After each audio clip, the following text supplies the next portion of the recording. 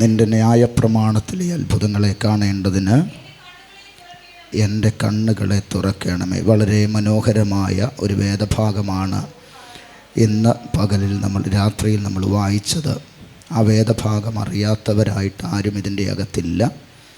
വളരെ കൃത്യമാകുന്ന നിലവാരത്തിൽ നമ്മുടെ സഭയിലുള്ള ആരാധനകൾക്കും മറ്റ് തരം മീറ്റിങ്ങുകൾക്കുമെല്ലാം നിരവധി തവണ നമ്മൾ വായിച്ചിട്ടുള്ള അനുഗ്രഹിക്കപ്പെട്ടൊരു വേദവചനമാണ് 119 സങ്കീർത്തനം, അതിൻ്റെ 18 വേദഭാഗം. ആ ഭാഗം പ്രാർത്ഥിച്ച് പറഞ്ഞും സാക്ഷ്യം പറഞ്ഞും പറയാത്തവരൊന്നും ഇതിൻ്റെ അകത്തില്ല. നിരവധി തവണ നമ്മുടെ പ്രാർത്ഥനാ മുറികളിൽ ആ വേദഭാഗം കണ്ടനാളങ്ങളിലൂടെ അധരങ്ങളിലേക്ക് ഏറ്റുപാടി വളരെ ശക്തിയുക്തമായി നമ്മൾ ഉരുവിട്ട ഒരു വേദഭാഗമാണ്. പദം നമ്മൾ നിരവധി തവണ ഉപയോഗിച്ചിട്ടുണ്ട്. ന്യായപ്രമാണത്തിലെ അത്ഭുതങ്ങളെ ഞങ്ങൾക്ക് കാണണം, അത് കാണേണ്ടതിന് ഞങ്ങളുടെ കണ്ണുകളെ എന്തു ചെയ്യണം? തുറക്കണം. ഇത് പറയാത്തവരാരുമില്ല, അറിയാത്തവരാരുമില്ല, ആഗ്രഹിക്കാത്തവരാരുമില്ല. ഞാൻ പ്രഭാഷണത്തിന് പ്രിയ കർത്താവിൻ്റെ ദാസൻ എന്നെ ഈ വേദിയിലേക്ക് ക്ഷണിക്കുന്നതിന് തൊട്ട് മുന്നോടിയായി പ്രിയ കർത്താവിൻ്റെ ദാസൻ പറഞ്ഞ് വിട്ട 2 പദപ്രയോഗവും അത്ഭുതങ്ങളുടെ അനുഭവങ്ങളെക്കുറിച്ച് തന്നെയാണ്. ശക്തിയുക്തമായി തൻ്റെ അധരങ്ങളിലൂടെ ഏറ്റുപാടിയ പദം അത്ഭുതങ്ങളുടെ അനുഭവവും അത്ഭുതമന്ത്രിയായിരിക്കുന്ന ദൈവത്തിൻ്റെ തേജസ്സിൻ്റെ മഹത്വമെല്ലാം നമ്മൾ ആവോളം അനുഭവത്തോടെ ആലയത്തിൽ വാഴ്ത്തിപ്പാടി. ഇന്ന് രാത്രിയിലും അതേ അനുഭവത്തിൽ നിന്നുകൊണ്ട് തന്നെ എൻ്റെ ചിന്തയ്ക്ക് തുടക്കം കുറിക്കുവാൻ ഞാൻ ആഗ്രഹിക്കുകയാണ്. ഞാൻ ഈ വേദഭാഗത്തെ സവിസ്തരം പഠിച്ചു, സവിസ്തരം വായിച്ചു. അവഗാഹമായ ആഴമേറിയ ചിന്തകൾക്ക് തുടക്കം കുറിച്ചപ്പോൾ 2 വിധത്തിലുള്ള ചിന്തകൾ എൻ്റെ മനസ്സിലേക്ക് കടന്നു വന്നത് ദൈവസഭയ്ക്ക് ഒരുപോലെ രാത്രിയിൽ കൈമാറി നമുക്കൊരുമിച്ച് പ്രാർത്ഥിപ്പാൻ വേണ്ടി ഞാൻ ആഗ്രഹിക്കുകയാണ്. കർത്താവ് നമ്മളെ ഒരുമിച്ച് സഹായിക്കട്ടെ. തിരുവചനത്തിൻ്റെ അകത്തളത്തിൽ നിരവധി അത്ഭുതങ്ങളുടെ പരമ്പരകൾ തിരുവചനം നമ്മളെ പരിചയപ്പെടുത്തുന്നുണ്ട്. വളരെ ശാന്തമായി ചില മിനിറ്റുകൾ നമുക്ക് ദൈവവചനം പ്രസംഗിച്ചതിന് ശേഷം ആരാധനയുടെ മഹത്വമേറിയ അനുഭവത്തിലേക്ക് നമുക്ക് സഞ്ചരിക്കാം. നിങ്ങൾ ശ്രദ്ധിച്ച്, തിരുവചനത്തിൻ്റെ അകത്ത് നിരവധി അത്ഭുതങ്ങളുടെ അനുഭവങ്ങളെക്കുറിച്ച് പറഞ്ഞിട്ടുണ്ട്. എന്നാൽ ശ്രദ്ധിക്കപ്പെടേണ്ടുന്ന 2-3 ചിന്തകൾ എന്ന് പറയുന്നത്, ബൈബിളിൻ്റെ അകത്ത് 7000-ൽ പരം വാഗ്ദത്തങ്ങളെക്കുറിച്ച് വളരെ കൃത്യതയോടുകൂടി തന്നെ ചരിത്രകാരന്മാരുടെ അറിവിൻ്റെ അകമ്പടിയോടെ നമ്മൾ അറിഞ്ഞിട്ടുണ്ട്. ഏകദേശം 7000-ൽ പരം വാഗ്ദത്തങ്ങൾ, പ്രോമിസ് വേർഡ്സ് തിരുവചനത്തിൻ്റെ അകത്ത് വളരെ കൃത്യമായി രേഖപ്പെടുത്തിയിട്ടുണ്ട് എന്ന് ചരിത്ര പണ്ഡിതന്മാർ നമുക്ക് പറഞ്ഞു തന്നിട്ടുണ്ട്. പറഞ്ഞു തന്നതാവോളം അനുഭവത്തോടെ നമ്മുടെ ആലയങ്ങളിൽ ഉരുവിടുവാനും അത് നമ്മൾ ഏറ്റു പറയുവാനും അത് അനുഭവത്തോടെ ജീവിതത്തിൽ എടുക്കുവാനും നമ്മളെല്ലാം തുനിഞ്ഞിറങ്ങിയവരാണ്. ആ വാഗ്ദത്തങ്ങളുടെ അകമ്പടിയൊക്കെ നമുക്ക് ആവശ്യമാണ്, അത് നമുക്ക് ആഗ്രഹമുള്ളവരാണ്. അതുകൊണ്ട് 7000-ൽ പരം വാഗ്ദത്തം എന്ന പദം കേൾക്കുമ്പോൾ തന്നെ മനസ്സിനൊരു കുളിർമ വരാറുണ്ട്. കാരണം ഒരു വാഗ്ദത്തം മാത്രം മതിയെന്ന് പറഞ്ഞ് ആഗ്രഹിച്ച് നിൽക്കുന്ന നമുക്ക് 7000-ൽ പരം വാഗ്ദത്തങ്ങളുണ്ട് എന്ന് കേൾക്കുന്നത് തന്നെ നമ്മുടെ ജീവിതത്തിനൊരു ആശ്വാസമാണ്, അനുഗ്രഹമാണ്. എങ്കിൽ പോലും തിരുവചനം 7000-ൽ പരം വാഗ്ദത്തങ്ങളെ നമുക്ക് പരിചയപ്പെടുത്തുമ്പോൾ മറ്റൊരു ചരിത്രകാരൻ വളരെ കൃത്യതയോടുകൂടി തന്നെ അത്ഭുതങ്ങളുടെ കണക്കുകളെക്കുറിച്ച് പറഞ്ഞിട്ടുണ്ട്.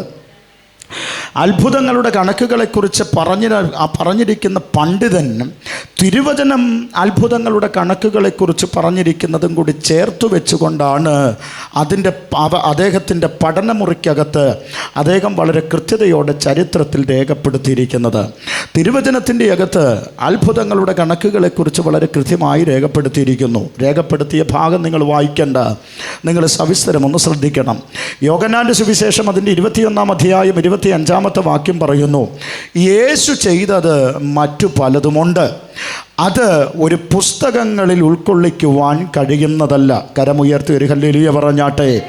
അങ്ങനെയുള്ള കാര്യങ്ങളൊക്കെ പറയുമ്പോൾ, യേശുവിനെക്കുറിച്ചുള്ള ഉയർത്തിയുള്ള വാക്കുകളൊക്കെ പറയുമ്പോൾ, ഞാൻ പറഞ്ഞ് നിങ്ങൾ സ്വോത്രം പറയുന്നതിനേക്കാളും നല്ലത് ഉന്തി മരം കയറ്റിയ നെഞ്ചൊരയും, ഉന്തി മരം കയറ്റിയാലും ഉന്തി ഹല്ലേലൂയ പറയിച്ചാലും ആ ഹല്ലേലൂയയ്ക്ക് വലിയ സുഖമൊന്നുമില്ല.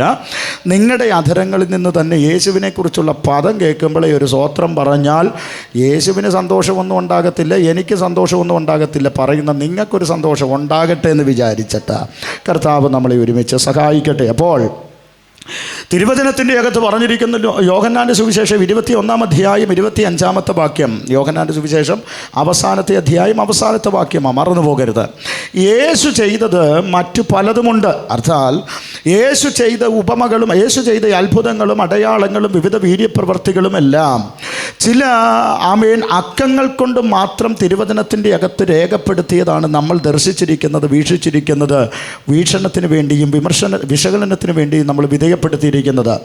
എന്നാൽ തിരുവചനം വളരെ കൃത്യതയോടുകൂടി തന്നെ നമ്മളെ പഠിപ്പിക്കുന്നത് യേശു ചെയ്തത് അത്രയുമല്ല, യേശു ചെയ്തത് മറ്റു പലതുമുണ്ട്. അത് രേഖപ്പെടുത്തി കഴിഞ്ഞാൽ നമുക്ക് ഈ പുസ്തകം നമ്മുടെ കരതലങ്ങളിൽ ഉൾക്കൊള്ളിക്കുവാൻ കഴിയത്തില്ല. പോരാ, ഈ ലോകത്തിൽ തന്നെ ഉൾക്കൊള്ളിക്കുവാൻ കഴിയത്തില്ല. അത്രയും അധികം അത്ഭുതത്തിൻ്റെ അകമ്പടികൾ എൻ്റെ യേശു ഈ ലോകത്തിൽ മനുഷ്യർക്ക് വേണ്ടി, മാനവകുലത്തിന് വേണ്ടി ചെയ്തിട്ടുണ്ട്. വിശ്വാസമുള്ളവർക്ക് കരമുയർത്തി ഹല്ലേലൂയ പറയാം. എന്നാൽ ചരിത്രകാരൻ രേഖപ്പെടുത്തിയിരിക്കുന്ന അടുത്ത പദം നിങ്ങൾ ശ്രദ്ധിക്കണം. എന്താണെന്നറിയാമോ? തിരുവചനത്തിൽ പാഠ്യഭാഗങ്ങളെ അദ്ദേഹം തൻ്റെ കരാങ്കുലികളിലേക്ക് ചലിപ്പിക്കുവാൻ വേണ്ടി തിരഞ്ഞെടുക്കുമ്പോൾ അദ്ദേഹം പറഞ്ഞ പദം ഇതാണ്: യേശു ചെയ്തത് മറ്റു പലതുമുണ്ട്. അത് ലോകത്തിൽ പുസ്തകങ്ങളിൽ ഉൾക്കൊള്ളിക്കാൻ കഴിയത്തില്ലെങ്കിൽ അതിൻ്റെ അർത്ഥം കോടിക്കണക്കിന് അത്ഭുതങ്ങൾ മാനവകുലത്തിനു വേണ്ടി സ്വർഗം ഈ ലോകത്തിൽ ചെയ്തെടുത്തിട്ടുണ്ട്. അത് ഓരോന്നോരോന്നായി നമ്മുടെ ജീവിതത്തിൽ മാത്രമല്ല, നമ്മുടെ കുടുംബത്തിൽ മാത്രമല്ല, നമ്മുടെ തലമുറകളിൽ മാത്രമല്ല, ദേശങ്ങളിൽ മാത്രമല്ല, രാജ്യങ്ങളിൽ മാത്രമല്ല, ലോകത്തിലെ സകലർക്കും വേണ്ടി തൻ്റെ അത്ഭുതങ്ങളുടെ അകമ്പടികൾ എനിക്കും നിങ്ങൾക്കും ഒരുപോലെ വെളിപ്പെടുത്തി തരുവാൻ ഈ പുസ്തകം നമ്മളെ പരിചയപ്പെടുത്തുന്നുണ്ട്. അതുകൊണ്ടാണ് സങ്കീർത്തനക്കാരൻ പറഞ്ഞത്, ദൈവമേ, കോടിക്കണക്കിന് അത്ഭുതങ്ങൾ ഈ തിരുവചനത്തിൻ്റെ അകത്തളത്തിൽ അകമ്പടി സേവിക്കുന്നുണ്ട്. അത് കാണത്തക്കവണ്ണം ഞങ്ങളുടെ കണ്ണുകളെ ഒന്ന് തുറക്കണം. അത് കാണത്തക്കവണ്ണം ഞങ്ങളുടെ കണ്ണുകളെ ഒന്ന് പ്രകാശിപ്പിക്കണം. അത് കാണത്തക്കവണ്ണം ദൈവമേ ഞങ്ങളെ ഒന്ന് ഈ എഴുന്നേൽപ്പിക്കണമേ. എത്ര പേർക്ക് ഇന്ന് രാത്രിയിൽ വിശ്വാസമുണ്ട് ഈ അത്ഭുതങ്ങൾ ഞങ്ങളുടെ ജീവിതത്തിൽ വെളിപ്പെടുവാൻ പോകുകയാ? ഈ അത്ഭുതങ്ങൾ ഞങ്ങളുടെ കുടുംബത്തിൽ വെളിപ്പെടാൻ പോകുകയാ? ഈ അത്ഭുതങ്ങൾ ഞങ്ങളുടെ തലമുറകൾ സംഭവിക്കാൻ പോകുകയാ? ഈ അത്ഭുതങ്ങൾ ഞങ്ങളുടെ ദേശത്ത് സംഭവിക്കാൻ പോകുകയാ? ഇന്ന് വരെ ലോകം പറഞ്ഞു നടക്കത്തില്ലെന്ന്, ഇന്ന് വരെ മനുഷ്യൻ പറഞ്ഞു സംഭവിക്കത്തില്ലെന്ന്. എന്നാൽ സ്വർഗം പറഞ്ഞു നടക്കാത്തത് സംഭവിക്കുന്നതാണ് അത്ഭുതം എന്ന് പറയുന്നത്. അങ്ങനെയെങ്കിൽ പ്രവചനാത്മാവ് ഇതിൻ്റെ അകത്ത് കടന്നു വന്നിരിക്കുന്ന സഹോദരങ്ങളോട് പറയാം, ലോകം നടക്കത്തില്ലെന്ന് പറഞ്ഞത് സ്വർഗം പറഞ്ഞു അത് നടക്കുമെന്ന് പറഞ്ഞാൽ ആ അത്ഭുതം നിങ്ങളുടെ കുടുംബത്തിൽ നടക്കാൻ പോകുകയോ? കരമടിച്ച് ചില മിനിറ്റുകൾ എൻ്റെ യേശുവിന് നന്ദി പറഞ്ഞാട്ടെ. ഇന്ന് രാത്രിയിൽ ചില കുടുംബത്തിൻ്റെ അകത്ത് അസാധാരണമായ ചില അത്ഭുതങ്ങൾ സംഭവിക്കാൻ പോകുകയാ. ചില തലമുറകളിൽ അത്ഭുതം സംഭവിക്കാൻ പോകുകയാ. ചില കുടുംബത്തിൻ്റെ അകത്ത് അത്ഭുതകരമായ അനുഭവങ്ങൾ അകമ്പടി സേവിക്കാൻ പോകുകയാ. ആരൊക്കെയോ പറഞ്ഞു സംഭവിക്കത്തില്ല, ആരൊക്കെയോ പറഞ്ഞു നടക്കത്തില്ല, ആരൊക്കെയോ വിധി എഴുതി വെച്ചു, തീർപ്പാക്കി വെച്ചു, ഇനി ഒരിക്കലും ഉണ്ടാകത്തില്ല. പക്ഷെ സ്വർഗം പറഞ്ഞു നടക്കാത്തത് സംഭവിക്കുന്നതാണ് അത്ഭുതം എന്ന് പറയുന്നത്. അങ്ങനെയെങ്കിൽ നിങ്ങളുടെ കുടുംബത്തിൻ്റെ അകത്ത് ഇന്ന് രാത്രിയിൽ ലോകം നടക്കത്തില്ലെന്ന് പറഞ്ഞത്, ലോകം സംഭവിക്കത്തില്ലെന്ന് പറഞ്ഞത് നിങ്ങളുടെ കുടുംബത്തിൻ്റെ അകത്ത് സംഭവിക്കാൻ പോകുകയാ. എത്ര പേർക്ക് ഇന്ന് രാത്രിയിൽ വിശ്വാസമുണ്ട്? ഞാൻ വിശ്വാസത്തോടെ പറയുന്നു, ഈ പ്രാർത്ഥന ആശീർവാദം പറയുന്നതിന് മുൻപ് ലോകം സംഭവിക്കത്തില്ലെന്ന് പറഞ്ഞത്, ലോകം നടക്കത്തില്ലെന്ന് പറഞ്ഞത് എൻ്റെ ജീവിതത്തിൽ സംഭവിക്കാൻ പോകുകയോ? Thank you, Holy Spirit. Oh, Ramanava Shamdharadharadhara. ഞാൻ ആ ഭാഗമൊന്ന് ചിന്തിച്ചു നോക്കിയപ്പോൾ അത്ഭുതം എന്ന പദത്തിന് വിവിധ വീക്ഷണകോണുകളിൽ നിന്ന് നമ്മൾ അതിൻ്റെ അർത്ഥങ്ങളും പര്യായങ്ങളുമൊക്കെ തിരഞ്ഞെടുത്തൊന്ന് പഠിച്ചു കഴിഞ്ഞാൽ അത്ഭുതങ്ങളെക്കുറിച്ചുള്ള പഠനത്തിൽ അതിന് കൊടുത്തിരിക്കുന്ന ഈ അർത്ഥം എന്താണെന്നറിയാമോ?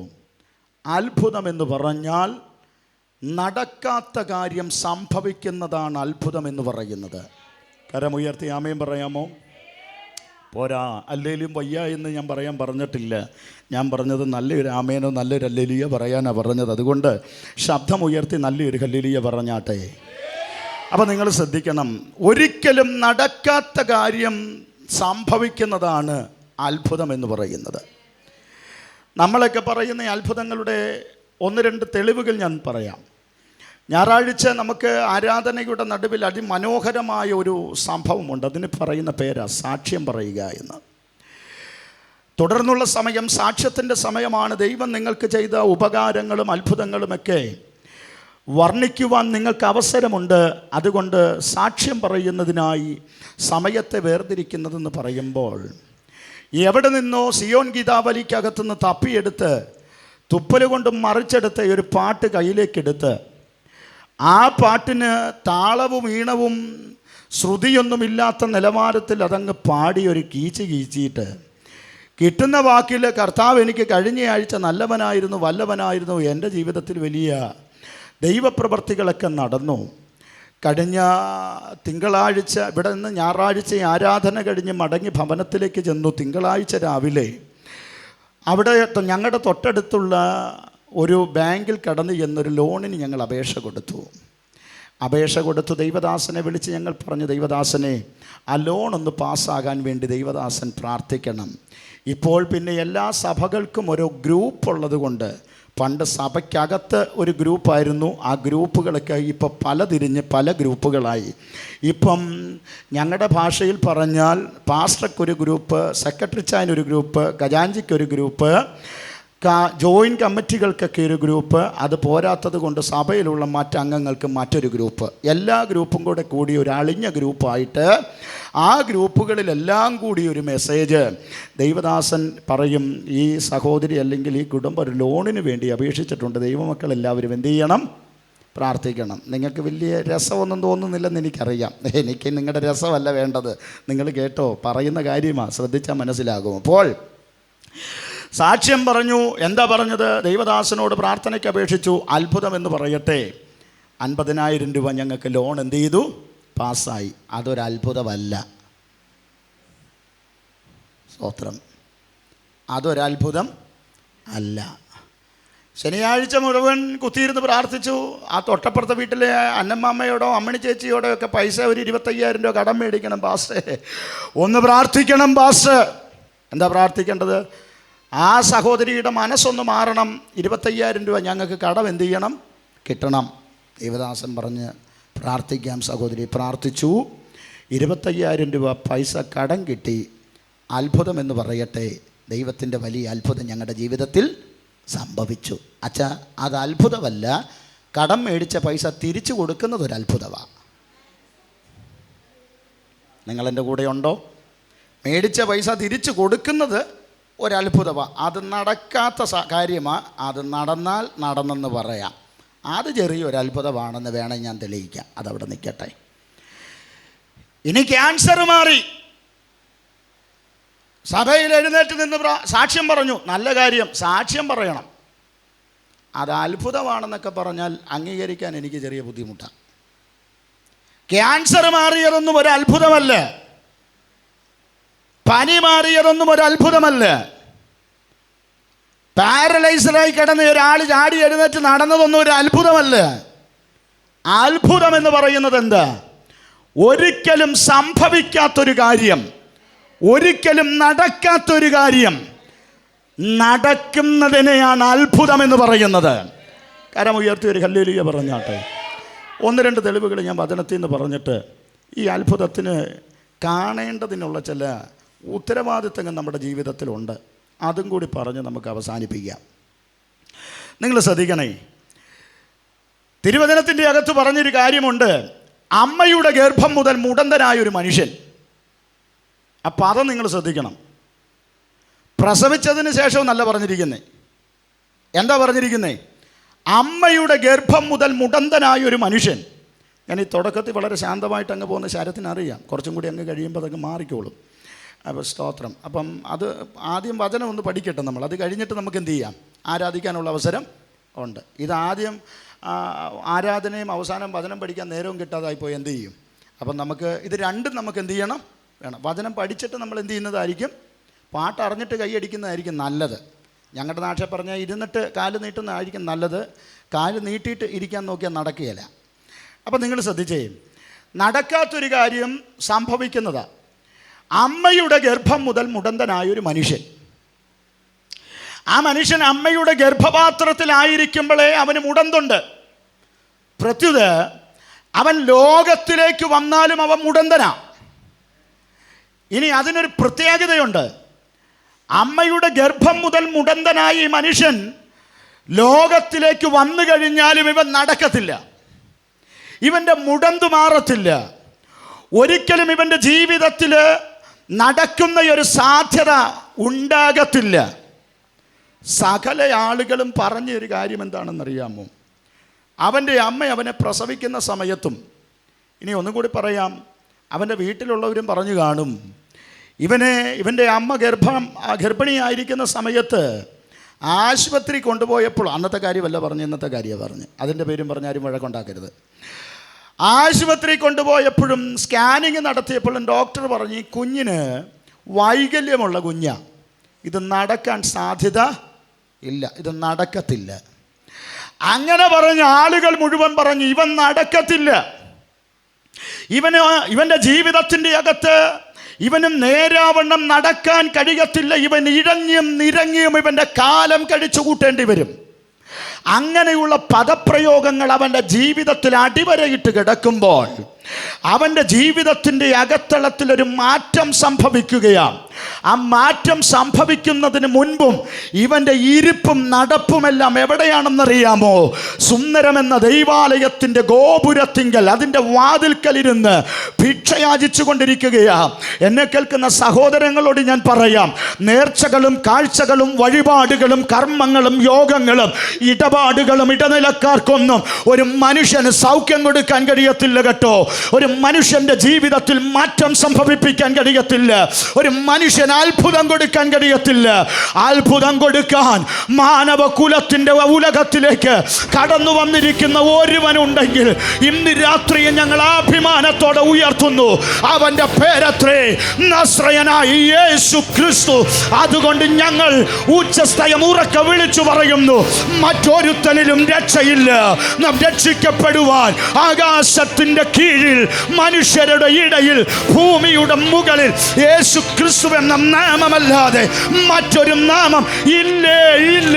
വിശ്വാസമുള്ളവരുണ്ടെങ്കിൽ രണ്ട് കരവും ചേർത്തടിച്ച് ആ രക്ഷകനായ യേശുവിന് നല്ലൊരു മഹത്വം കൊടുത്തു പറഞ്ഞ്, അവിടുന്നല്ലാതെ മറ്റൊരു മനുഷ്യനിലൂടെ ഞങ്ങൾക്ക് രക്ഷ ലഭ്യമല്ല. അവിടെ കൂടെയല്ലാതെ മറ്റൊരു മനുഷ്യനിലൂടെ ഞങ്ങൾക്ക് അത്ഭുതം സംഭവിക്കത്തില്ല. രോഗസൗഖ്യം നടക്കണമെങ്കിൽ യേശുവിൽ കൂടി മാത്രമേ സംഭവിക്കത്തുള്ളൂ.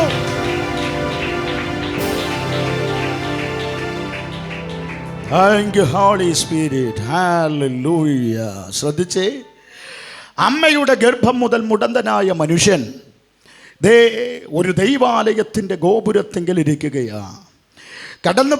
നടന്നു പോകുന്ന ആളുകളുടെ നേരെ കരം നീട്ടിക്കൊണ്ട് അദ്ദേഹം വിളിച്ചു പറയാറുണ്ട്, എൻ്റെ അമ്മയുടെ ഗർഭം മുതൽ ഞാൻ മുടന്തനായിരുന്നു, നടക്കുവാനാവതില്ല, മറ്റു വരുമാന മാർഗങ്ങളൊന്നുമില്ല, എന്നെ സഹായിപ്പാൻ ആരുമില്ല. നിങ്ങളുടെ കയ്യിലിരിക്കുന്ന നാണയത്തുട്ടുകൾ എൻ്റെ കരങ്ങളിലേക്ക് നൽകി ഈ ഉള്ളവൻ്റെ ഈ അവസ്ഥയ്ക്കൊരു വിരാമം വരുത്തണം, അവസ്ഥയ്ക്കൊരു വ്യത്യാസം വരുത്തണം. എൻ്റെ ഉപജീവന മാർഗമാണ്. കയ്യിൽ കിട്ടുന്ന നാണയത്തുട്ടുകൾ മേടിച്ചുകൊണ്ട് അന്നത്തെ ആകാരത്തിനുള്ള വകകൾ കണ്ടെത്തി ആ മനുഷ്യൻ്റെ ജീവിതത്തിലേക്ക് അന്ന് വരെ സംഭവിക്കാത്തൊരു സംഭവം ഉണ്ടാകുകയാണ്. പറഞ്ഞറിയിക്കാം, ശ്രദ്ധിച്ചു കേൾക്കണം. രണ്ട് അഭിഷക്തന്മാർ കടന്നു വരുന്നു. ദിനംപ്രതി ആലയത്തിലേക്ക് കടന്നു വരുന്ന ആ അഭിഷക്തന്മാരുടെ മുഖത്തേക്ക് അന്ന് സസൂക്ഷ്മം വീക്ഷിച്ചുകൊണ്ട് ആ മനുഷ്യൻ അവരോട് എന്നും പുലമ്പുന്നത് പോലെ, മറ്റുള്ളവരോട് പറയുന്നത് പോലെയുള്ള വാക്കുകൾ അവരുടെ നേരെ നീട്ടി പറഞ്ഞപ്പോൾ ആ രണ്ട് അഭിഷക്തന്മാർ പറഞ്ഞ പദം നിങ്ങൾ ശ്രദ്ധിക്കണം. എന്താണെന്നറിയാമോ? വെള്ളിയും പൊന്നും എൻ്റെ കയ്യിൽ നിനക്ക് തരുവാനില്ല. ഒന്നും കൂടി ഞാൻ പറയാം. ആമേൻ. നീ ചോദിച്ച പണമോ, നീ ചോദിച്ച വെള്ളിയോ, നീ ചോദിച്ച പൊന്നോ നിന്റെ ആവശ്യങ്ങൾക്ക് തരുവാൻ ഞങ്ങളുടെ കരുതലങ്ങളില്ല. ഞാൻ ഇങ്ങനെ ചിന്തിക്കാറുണ്ട്. പള്ളിയിലേക്ക് കടന്നു പോകുന്നവർ നേർച്ചയും കാഴ്ചയും വഴിപാടും അർപ്പിക്കാൻ വേണ്ടി കരതലങ്ങളിൽ നാണയത്തുട്ടുകൾ ശേഖരിച്ചു വെക്കാറുണ്ട്. പള്ളിക്കകത്ത് പണം കൊടുക്കുവാൻ വേണ്ടി നമ്മുടെ പള്ളിക്കകത്തിരിക്കുന്ന ഈ പൈസ ഇടുന്ന പാത്രം പോലെ ഏതെങ്കിലും ഒരു പാത്രങ്ങൾ അവിടെ കാണാൻ സാധ്യതയുണ്ട്. അതുകൊണ്ട് വരുന്നവരും പോകുന്നവരുമെല്ലാം ചില്ലറത്തുട്ടുകളും നാണയത്തുട്ടുകളുമെല്ലാം അവരുടെ കരതലങ്ങളിൽ ശേഖരിച്ച് ആലയത്തിൻ്റെ നേർച്ചപ്പെട്ടിക്കകത്തോ നേർച്ച പാത്രത്തിൻ്റെ അകത്തോ അവർ ശേഖരിക്കാൻ ഇട്ടുകൊടുക്കാറുണ്ട്. പക്ഷേ ഇവിടെ പറഞ്ഞ പദം നിങ്ങൾ ശ്രദ്ധിക്കണം. എന്താ പദമെന്നറിയാമോ? ആ മനുഷ്യർ പറയുകയാണ്, നീ ചോദിച്ച വെള്ളി ഞങ്ങളുടെ കയ്യിലില്ല, നീ ചോദിച്ച പൊന്ന് ഞങ്ങളുടെ കയ്യിലില്ല, നീ ചോദിച്ച പണം ഞങ്ങളുടെ കയ്യിലില്ല. പക്ഷെ നിനക്ക് ഇന്ന് പകലിൽ ആവശ്യമുള്ളത് വെള്ളിയല്ല, പൊന്നല്ല, പണമല്ല. നിനക്ക് വേണ്ടുന്നത് ലോകം തരാത്ത ഒരു അത്ഭുതമാണ് വേണ്ടുന്നത്. എത്ര പേർക്ക് ആമേൻ പറയാൻ കഴിയുന്നുണ്ട്? ഇന്ന് രാത്രിയിൽ ആരോടൊക്കെയോ പരിശുദ്ധാത്മാവ് ദൂത് പറയുകയാ, കുഞ്ഞേ നിനക്ക് വേണ്ടുന്നത് ഒരത്ഭുതമാണ് കേട്ടോ. നിന്റെ ജീവിതത്തിൽ സംഭവിക്കേണ്ടുന്നത് ഒരത്ഭുതമാണ് കേട്ടോ.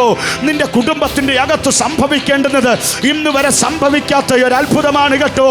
നിന്റെ സഹോദരങ്ങളും ലോകക്കാരും നിന്റെ അയൽവാസികളും കുടുംബക്കാരുമൊക്കെ ഒരുപോലെ മുദ്ര കുത്തി വച്ചിരിക്കുന്ന ചില തീർപ്പുകളുണ്ട്. ഒരിക്കലും സംഭവിക്കത്തില്ലെന്ന് പറഞ്ഞ് ചില പരമ യാഥാർത്ഥ്യങ്ങളുണ്ട്. അതിൻ്റെ മുകളിലേക്ക് പറന്നിറങ്ങുന്ന ഒരത്ഭുതമാണ് ഇന്ന് രാത്രിയിൽ നിനക്ക് ആവശ്യമെങ്കിൽ സ്വർഗം പറയുന്നു അതെൻ്റെ തിരുവചനത്തിൻ്റെ അകത്തുണ്ട്. അത് നിനക്ക് വേണ്ടി ഇന്ന് രാത്രിയിൽ ഈ ആലയത്തിൻ്റെ അകത്ത് ഈ സുവിശേഷ യോഗത്തിൻ്റെ അവസാനത്തെ രാത്രിയിൽ എൻ്റെ സ്വർഗം നിനക്ക് പകരുവാൻ പോകുകയാ. കരമുയർത്തി ഹല്ലേലൂയ പറയാമോ? അപ്പോൾ ഈ മനുഷ്യൻ ആവശ്യം എന്ന് പറയുന്നത് പണമല്ല, അവൻ്റെ ആവശ്യം പണമാ.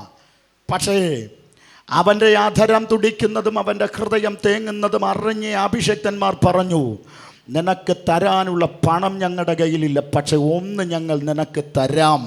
അത് നസ്രയനായ യേശുവിൻ്റെ നാമത്തിൽ എഴുന്നേറ്റ് നടക്കാം. രാമയും പറഞ്ഞ്, നിങ്ങൾ ശ്രദ്ധിച്ചേ, പറഞ്ഞ മാത്രയിൽ ക്ഷണനേരത്തിൽ അവൻ കുതിച്ചെഴുന്നേറ്റു. അവൻ്റെ നരിയാണിയും കാലും ഉറച്ചു. ദൈവദാസനെ, അതിന് പറയുന്ന പേര് അത്ഭുതമെന്ന്. നല്ലൊരു ഹല്ലേലൂയ പറയാമോ? എന്ന് പറഞ്ഞാൽ ലോകം പറഞ്ഞു സംഭവിക്കത്തില്ല, ലോകക്കാർ പറഞ്ഞു സംഭവിക്കത്തില്ല, സംഭവിക്കത്തില്ല, നടക്കത്തില്ലെന്ന് പറഞ്ഞത് നടത്തുന്നതാണ് അത്ഭുതം എന്ന് പറയുന്നത്. അങ്ങനെയെങ്കിൽ ഈ ആലയത്തിൽ നടക്കുന്ന ഈ യോഗത്തിൻ്റെ അവസാന രാത്രിയിൽ പ്രവചനാത്മാവിൽ ഞാൻ ഇവിടെ കടന്നു വന്നിരിക്കുന്ന ആളുകളോട് പറയുകയാണ്, ദേ നിങ്ങൾക്ക് വേണ്ടിയുള്ള അത്ഭുതവും സംഭവിക്കാറായി. നിങ്ങൾക്ക് വേണ്ടിയുള്ള അത്ഭുതങ്ങളും ആലയത്തിൽ വെളിപ്പെടാറായി.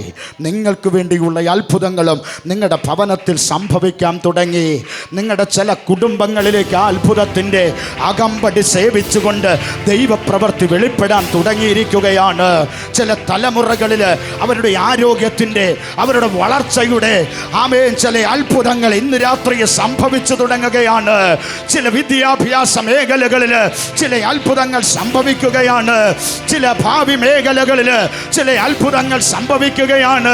ശാരീരിക ക്ഷീണിത മേഖലകളിൽ ഇന്ന് രാത്രി ചില അത്ഭുതങ്ങൾ സംഭവിക്കുകയാണ്. ആർക്കൊക്കെയോ മറച്ചു വെച്ചത് ഇന്ന് രാത്രിയിൽ പ്രാർത്ഥിക്കുന്ന ദൈവമക്കൾക്കും പ്രാർത്ഥിക്കുന്ന ദൈവസഭയ്ക്കും വേണ്ടി ദൈവം വെളിപ്പെടുത്തുന്നുണ്ടെങ്കിൽ ഇന്ന് രാത്രി ദൈവത്തോട് പറ, ദൈവമേ അത്ഭുതം എനിക്കൊന്ന് കാണണം, അത്ഭുതം എനിക്കൊന്ന് അറിയണം, എൻ്റെ ജീവിതത്തിൽ അത് വെളിപ്പെടണം. മറ്റാർക്ക് വെളിപ്പെട്ടില്ലെങ്കിലും മറ്റാരും അറിഞ്ഞില്ലെങ്കിലും ഇന്ന് രാത്രിയിൽ ആ അത്ഭുതം എൻ്റെ ജീവിതത്തിൽ സംഭവിക്കണം.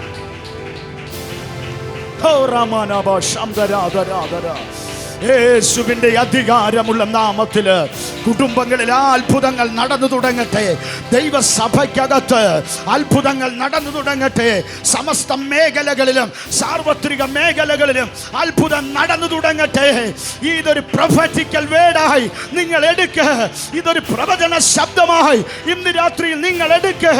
ഞങ്ങളുടെ ജീവിതത്തിൽ ഈ അത്ഭുതം നടക്കാൻ പോകുകയാ. നിങ്ങൾ അധരം തുറന്ന് പറ, ദൈവമേ, ഞങ്ങളുടെ ജീവിതത്തിൽ ഈ അത്ഭുതം സംഭവിച്ചു തുടങ്ങട്ടെ. ഞങ്ങളുടെ കുടുംബത്തിൽ ഈ അത്ഭുതം സംഭവിച്ചു തുടങ്ങട്ടെ. അതിന്ന് രാത്രിയിൽ ഞങ്ങൾക്ക് വെളിപ്പെട്ടേ മതിയാകത്തുള്ളൂ.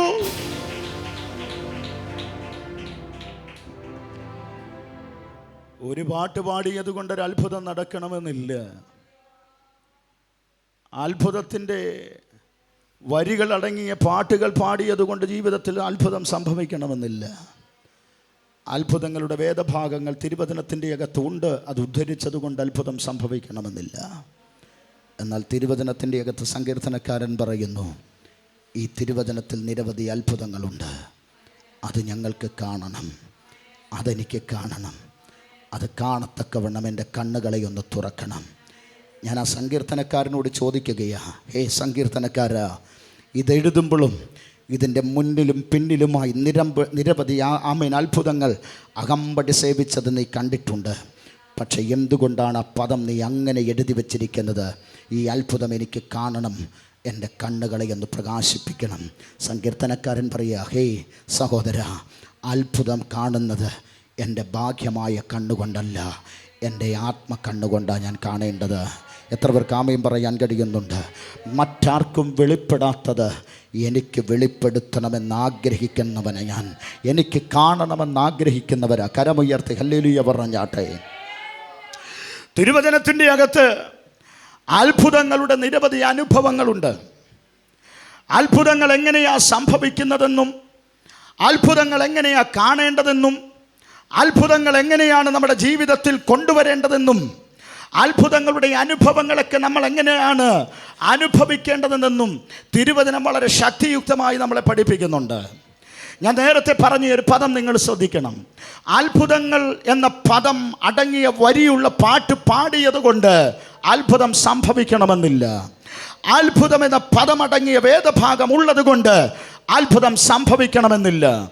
ഈ അത്ഭുതം നമ്മുടെ ജീവിതത്തിൽ സംഭവിക്കണമെങ്കിൽ, അത്ഭുതം നമ്മുടെ ജീവിതത്തിൽ നമ്മൾ അനുഭവിക്കണമെങ്കിൽ തിരുവചനം വളരെ കൃത്യമായി നമ്മളെ പഠിപ്പിക്കുന്ന ചില പ്രമാണങ്ങളും വചനങ്ങളും നമ്മൾ അനുസരിച്ചെങ്കിൽ മാത്രമേ ഈ അത്ഭുതത്തിൻ്റെ ഭാഗവാക്കാകാൻ നമുക്ക് കഴിയത്തുള്ളൂ. കരമുയർത്തി ഹല്ലേലൂയ പറഞ്ഞേ. അല്ലാതെ ഇപ്പോൾ നിങ്ങളുടെ ജീവിതത്തിൽ അത്ഭുതം സംഭവിക്കും, ഇപ്പോൾ നിങ്ങളുടെ കെട്ടുകളൊക്കെ പൊട്ടിമാറും, ഇപ്പോൾ നിങ്ങളുടെ ജീവിതത്തിൻ്റെ അകത്ത് വീട്ടിൽ നിങ്ങളുടെ വീടിൻ്റെ മുറ്റത്ത് നീല കളറുള്ള കാറ് വന്ന് കിടക്കും. നിങ്ങൾ ആഗ്രഹിച്ച സ്ഥലം നിങ്ങൾക്ക് ഇപ്പോൾ തന്നെ മേടിക്കാൻ കിട്ടും. സായിൽ തുടങ്ങി സായിൽ അവസാനിച്ചും കായിൽ തുടങ്ങി കായിൽ അവസാനിച്ചും ആയിൽ തുടങ്ങി എവിടെ അവസാനിക്കുന്നു എന്നറിയാത്ത പദങ്ങളുള്ള അത്ഭുതങ്ങളെ ഞാൻ അത്ഭുതമെന്ന് പറയാറില്ല. ഇന്ന് രാത്രി തിരിച്ചറിഞ്ഞു, അത്ഭുതം എന്ന പദം കൊണ്ട് ജീവിതത്തിൽ അത്ഭുതം സംഭവിക്കണമെന്നില്ല. അത്ഭുതം ജീവിതത്തിൽ സംഭവിക്കണമെങ്കിൽ തിരുവചനം നമ്മളെ പഠിപ്പിക്കുന്ന ചില യാഥാർത്ഥ്യങ്ങൾ നമ്മൾ അനുസരിച്ചേ മതിയാകത്തുള്ളൂ. ഞാൻ ആ ഭാഗങ്ങളിലൂടെയൊക്കെ കണ്ണോടിച്ചപ്പോൾ നിരവധി ഭക്തന്മാരെ നമുക്ക് നിരവധി അഭിഷക്തന്മാരെ നമുക്ക് ആ ഭാഗത്തിലൂടെ സഞ്ചരിച്ചു പോയവരെ നമുക്ക് കാണാം. ഉൽപ്പത്തി പുസ്തകം മുതൽ നമ്മൾ വായിച്ചു തുടങ്ങിയാൽ നിരവധി അഭിഷക്തന്മാർ അത്ഭുതങ്ങളുടെ അനുഭവങ്ങൾ അനുഭവിച്ചവരും അതിൻ്റെ അഭിചുരി അറിഞ്ഞവരും നിരവധി അഭിഷക്തന്മാരുണ്ട്. പക്ഷേ ഈ കാലഘട്ടങ്ങളിലൂടെയൊക്കെ സഞ്ചരിച്ച് കടന്നു വന്ന ഈ അഭിഷക്തന്മാരെ കുറിച്ച് നമ്മൾ പ്രസംഗിക്കുമ്പോൾ പലപ്പോഴും നമ്മുടെ ജീവിതത്തിൽ പ്രസംഗിക്കുന്നവർക്കും പ്രസംഗം കേൾക്കുന്നവർക്കും അത്ഭുതങ്ങളുടെ അകമ്പടി സേവിക്കാനായിട്ട് കഴിയുന്നില്ല. അത്ഭുതങ്ങൾ സേവിക്കണമെങ്കിലും അത്ഭുതങ്ങൾ അനുഭവിക്കണമെങ്കിലും ദൈവവചനത്തിൻ്റെ പരമയാഥാർത്ഥ്യമായ ലക്ഷ്യങ്ങളിലൂടെ നമ്മൾ സഞ്ചരിക്കണം. അങ്ങനെയുള്ള രണ്ട് ചിന്തകൾ മാത്രം നിങ്ങളുടെ മുൻപിൽ വെച്ചുകൊണ്ട് എൻ്റെ പ്രഭാഷണത്തിന് തിരശീല തിരശ്ശീലയിടുവാൻ ഞാൻ ആഗ്രഹിക്കുക. ശ്രദ്ധിക്കണമേ, വളരെ കൃത്യതയോടുകൂടി തന്നെ തിരുവചനം നമ്മളെ പഠിപ്പിക്കുന്ന രണ്ട് നഗ്ന സത്യങ്ങളുണ്ട്, നിരവധിയുണ്ട്. എന്നാൽ അതിൻ്റെ അകത്ത് നിന്ന് എൻ്റെ പ്രഭാഷണ വേദിയിൽ ഞാൻ തിരഞ്ഞെടുത്ത രണ്ട് സന്ദേശമുണ്ട്. അതിൻ്റെ അകത്ത് ഒന്നാമത്തെ സന്ദേശം എന്ന് പറയുന്നത്, ആമേൻ, അത്ഭുതം നമ്മൾ തിരുവചനത്തിൻ്റെ അകത്ത് കാണണമെങ്കിൽ ഒരു മനുഷ്യൻ ആദ്യം ദൈവമുഖത്തേക്ക് നോക്കണം. നിങ്ങൾ നല്ലൊരു ഹല്ലേലൂയ പറയുമെന്ന് വിചാരിച്ചേ. ഹല്ലേലൂയ. കർത്താവ് നമ്മളെ സഹായിക്കട്ടെ. അപ്പോൾ അത്ഭുതം നമ്മൾ കാണണമെങ്കിൽ ബൈബിളിൻ്റെ അകത്ത് അത്ഭുതം എന്ന പദം അന്വേഷിച്ച് നടന്നിട്ട് കാര്യമില്ല. പാട്ടുപുസ്തകത്തിൻ്റെ അകത്ത് അത്ഭുതം എന്ന വരികൾ വരുന്ന പാട്ടിൻ്റെ ആമേൻ ആദ്യ വരി അന്വേഷിച്ച് നടന്നിട്ട് കാര്യമില്ല. അത്ഭുതം നമ്മുടെ ജീവിതത്തിൽ തിരുവചനത്തിൽ നമ്മൾ കാണണമെങ്കിൽ തിരുവചനം നമ്മളെ പഠിപ്പിക്കുന്നു, ഒന്ന്, അത്ഭുതം കാണത്തക്കവണ്ണം നമ്മുടെ കണ്ണ് തുറക്കണമെങ്കിൽ ദൈവമുഖത്തേക്ക് നോക്കണം. ദൈവമുഖത്തേക്ക് നോക്കുന്നവർക്ക് അത്ഭുതങ്ങളെ കാണാൻ കഴിയും. എന്താണ് അങ്ങനെ ഞാൻ പറഞ്ഞതിൻ്റെ യാഥാർത്ഥ്യം? അതിനൊരു യാഥാർത്ഥ്യമുണ്ട്. തിരുവചനം നമ്മളെ പഠിപ്പിക്കുന്നത് അങ്ങനെയല്ലേ? അവങ്കലേക്ക് നോക്കിയവർ പ്രകാശിതരായി, അവരുടെ മുഖമോ ലജ്ജിച്ചു പോയതുമില്ല. സന്തോഷമുണ്ടോ നിങ്ങൾക്ക്? നല്ലൊരു ഹല്ലേലൂയ പറഞ്ഞേ. അവങ്കലേക്ക് നോക്കിയവർ പ്രകാശിതരായി, അവരുടെ മുഖമോ ലജ്ജിച്ചു പോയതുമില്ല. ഒന്ന് ഞാൻ പറയാം, ദൈവമുഖത്തേക്ക് നോക്കുന്ന ഒരു ദൈവ പൈതല്, ദൈവമുഖം ദർശിക്കുവാൻ ആഗ്രഹിക്കുന്ന ഒരു ദൈവ പൈതല്, എനിക്കെൻ്റെ ജീവിതത്തിൽ ഒരു അത്ഭുതം നടക്കണമെന്ന് ആഗ്രഹിച്ചുകൊണ്ട് ദൈവമുഖത്തേക്ക് നോക്കുന്നവരുടെ മുഖം ഒരിക്കലും ലജ്ജിച്ചു പോകത്തില്ല. ആ മുഖത്തേക്ക് നോക്കുന്നവരുടെ ഭവനത്തിൻ്റെ അകത്തും കുടുംബത്തിൻ്റെ അകത്തും ഒരുപോലെ അത്ഭുതത്തിൻ്റെ അനുഭവം സ്വർഗത്തിൽ നിന്ന് വർഷിക്കുന്നത് അനുഭവിക്കുവാൻ കഴിയും. ഇന്ന് രാത്രിയിൽ ദൈവമുഖത്തേക്ക് നിങ്ങളൊന്ന് നോക്കിക്കേ. ദൈവമുഖത്തേക്ക് നിങ്ങളുടെ മുഖമൊന്ന് ഉയർത്തിക്കേ. ദൈവമുഖത്തേക്ക് നിങ്ങളുടെ കണ്ണുകളെ ഒന്ന് ഉയർത്തിക്കേ. സങ്കീർത്തനക്കാരൻ പറയുന്നു, ഞാൻ എൻ്റെ കണ്ണ് പർവ്വതങ്ങളിലേക്ക് ഉയർത്തുന്നു, എനിക്ക് സഹായം എവിടെ നിന്ന് വരും? എൻ്റെ സഹായം ആകാശത്തെയും ഭൂമിയെയും ഉണ്ടാക്കിയ യഹോവയെങ്കിൽ നിന്ന് വരുന്നു. അർത്ഥാൽ എനിക്ക് വേണ്ടി അത്ഭുതം ഒരുക്കുന്ന ഒരുവൻ മാത്രമേ ഉള്ളൂ. അവൻ്റെ സന്നിധിയിൽ നിന്നാണ് എനിക്ക് വേണ്ടിയുള്ള അത്ഭുതം വരുന്നത്. അതുകൊണ്ട് ഞാൻ എൻ്റെ കണ്ണ് ഉയർത്തുന്നതും അവങ്കലേക്കും മാത്രമായിരിക്കും. ഹല്ലേലൂയ. അപ്പോൾ തിരുവചനം നമ്മളെ പഠിപ്പിക്കുന്ന രണ്ട് പരമയാഥാർത്ഥ്യത്തിൽ ഒന്നാമത്തെ യാഥാർത്ഥ്യം എന്ന് പറയുന്നത്, അത്ഭുതത്തെ കാണണമെങ്കിൽ തിരുവചനത്തിൻ്റെ അകത്തൂടെ അന്വേഷിച്ച് നടന്നിട്ട് കാര്യമില്ല. അത്ഭുതത്തെ കാണണമെങ്കിൽ സഭകൾ മാറി നടന്നിട്ട് കാര്യമില്ല. അത്ഭുതം നമ്മൾ അനുഭവിക്കണമെങ്കിൽ നിരവധി കൺവെൻഷനിൽ ചെന്ന് തലവെച്ച് കൊടുത്തിട്ട് കാര്യമില്ല. പോകരുതെന്നല്ല ഞാൻ പറഞ്ഞത്. അത്ഭുതത്തെ കാണണമെങ്കിൽ പ്രവാചകന്മാരുടെ ഫോൺ നമ്പർ അന്വേഷിച്ച് വിളിച്ച് പുറകെ നടന്നിട്ട് കാര്യമില്ല. അത്ഭുതത്തെ നിങ്ങളും ഞാനും കാണണമെങ്കിൽ ഇരിക്കുന്ന ഇരിപ്പിടത്തിൽ മുഴങ്കാലുമടക്കും നിറകണ്ണുകളോടെ ദൈവമുഖത്തേക്ക് നോക്ക്. അവങ്കലേക്ക് നോക്കിയവർ പ്രകാശിതരായെന്ന്, അവരുടെ മുഖം ഒരിക്കലും ലജ്ജിക്കേണ്ടെന്ന ഈ അവസ്ഥ സ്വർഗം വരുത്തിയിട്ടില്ലെന്ന് ഇന്ന് രാത്രിയിലും അഭിമാനത്തോടെ എനിക്കും നിങ്ങൾക്കും പറയാൻ കഴിയും. നിരവധി തവണ യേശുവേ, ഈ അത്ഭുതം കാണുവാൻ വേണ്ടി ഞാൻ അങ്ങയുടെ മുഖത്തേക്കും നോക്കിയിട്ടുണ്ട്. അങ്ങയുടെ തിരുസന്നിധിയിലേക്ക് ഞാൻ നോക്കിയിട്ടുണ്ട്. അപ്പാ, അങ്ങയുടെ മുഖത്തേക്കും നോക്കിയപ്പോഴൊക്കെ എൻ്റെ ജീവിതത്തിൻ്റെ തലത്തിൽ അത്ഭുതത്തിൻ്റെ അനുഭവം ഞാൻ തിരിച്ചറിഞ്ഞിട്ടുണ്ട്. ലോകം പറഞ്ഞും നടക്കത്തില്ലെന്ന് പറഞ്ഞ പലതും എൻ്റെ അപ്പൻ്റെ മുഖത്തേക്ക് നോക്കിയപ്പോൾ എൻ്റെ കുടുംബത്തിൻ്റെ അകത്ത് ചലിക്കുന്നത് ഞാൻ കണ്ടിട്ടുണ്ട്. രോഗം മാറത്തില്ല, മരണം കൊണ്ടേ അവസാനിക്കത്തുള്ളൂ എന്ന് ലോകം വിധിയെഴുതി വെച്ചപ്പോൾ അപ്പൻ്റെ തിരുമുഖത്തേക്കും നോക്കിയപ്പോൾ രോഗത്തിൽ നിന്നും ആമേൻ മരണത്തിൽ നിന്നും എന്നെ മടക്കി കൊണ്ടുവന്ന് ആയുസ്സോടെ ജീവനുള്ള ദേഹിയായി ഈ ലോകത്തിൻ്റെ അകത്തളത്തിൽ ഉലകത്തിൽ നേരോടെ നിർത്തിയിട്ടുണ്ടെങ്കിൽ എൻ്റെ അപ്പൻ്റെ മുഖത്തേക്ക് അതുകൊണ്ട് എൻ്റെ മുഖം ലജ്ജിച്ചു പോയിട്ടില്ല. ഇന്ന് രാത്രിയിൽ ഞങ്ങൾ അഭിമാനത്തോടെ പറയുന്നു, ഞങ്ങൾക്ക് വേണ്ടി സ്വർഗം ഒരുക്കിയിരിക്കുന്ന ചില അത്ഭുതങ്ങളെ കാണത്തക്കവണ്ണം ഞങ്ങൾ ഇന്ന് രാത്രിയിലും അവിടുത്തെ തിരുമുഖത്തേക്ക് നോക്കുകയാ.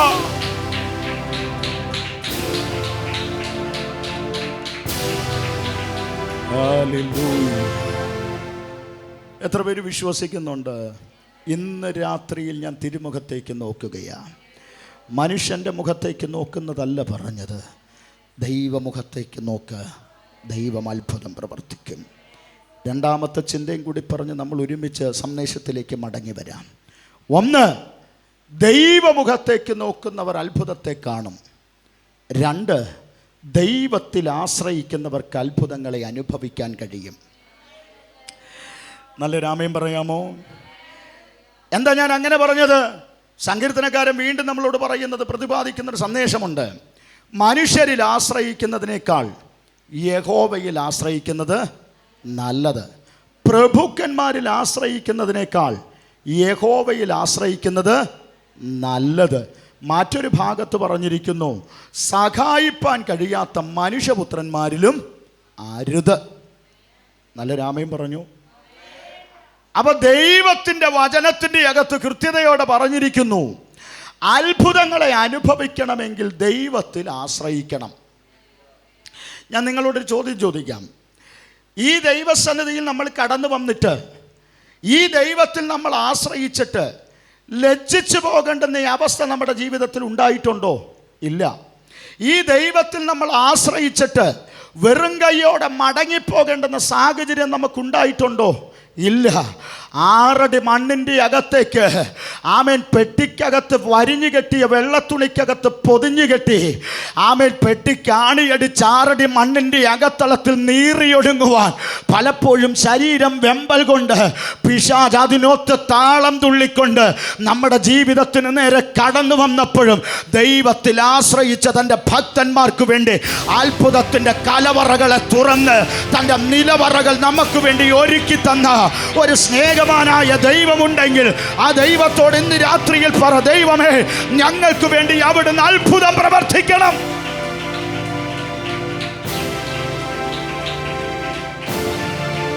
ഹല്ലേലൂയ.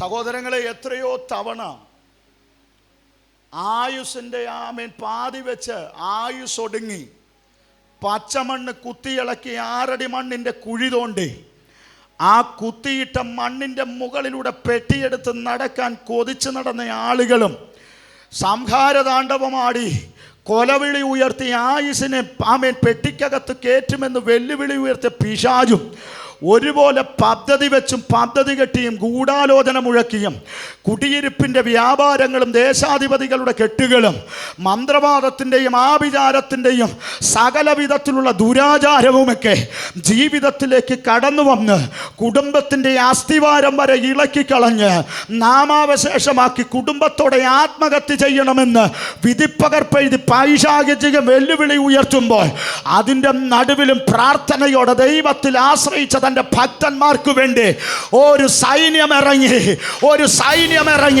ഒരു ദൂതനിറങ്ങി തൻ്റെ അത്ഭുതം തൻ്റെ ഭക്തന്മാർക്ക് പ്രവർത്തിച്ചതുപോലെ നീ നടക്കുന്ന വഴിയിൽ നിന്നെ കാക്കേണ്ടതിന് അവൻ നിന്നെക്കുറിച്ച് തൻ്റെ ദൂതന്മാരോട് കൽപ്പിച്ചിട്ടുണ്ട്.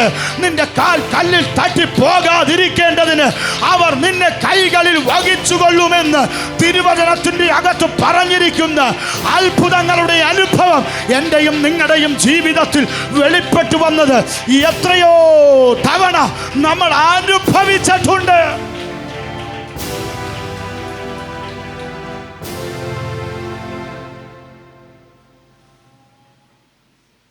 ഹല്ലേലൂയ. അച്ഛാ, മരണത്തെ മുഖാമുഖമായി കണ്ട നിരവധി സമയം നമ്മുടെ ജീവിതത്തിലുണ്ട്. നമ്മളൊന്നും ഇങ്ങനെ വെള്ളവസ്ത്രം ഇട്ട് പാട്ടും പാടി കൈ വെടിച്ച് സ്തോത്രം പറഞ്ഞ് ഇരിക്കുമെന്ന് ചിന്തിച്ചവരൊന്നുമല്ല. നിർത്തിയത് ദൈവത്തിൻ്റെ കൃപയാ. ഒന്നും കൂടി പറയാം, നിർത്തിയത് ദൈവത്തിൻ്റെ മഹാ അത്ഭുതമാ. കരമുയർത്തി ഒരു ഹല്ലേലൂയ പറഞ്ഞാട്ടെ. ഞാനും നിങ്ങളും ആയുസ്സോടെ നിൽക്കുന്നത് തന്നെ എൻ്റെയും നിങ്ങളുടെയും ആയുസ്സിൻ്റെ മുകളിൽ ഒരത്ഭുതത്തിൻ്റെ കരം വന്നതുകൊണ്ടാണ്.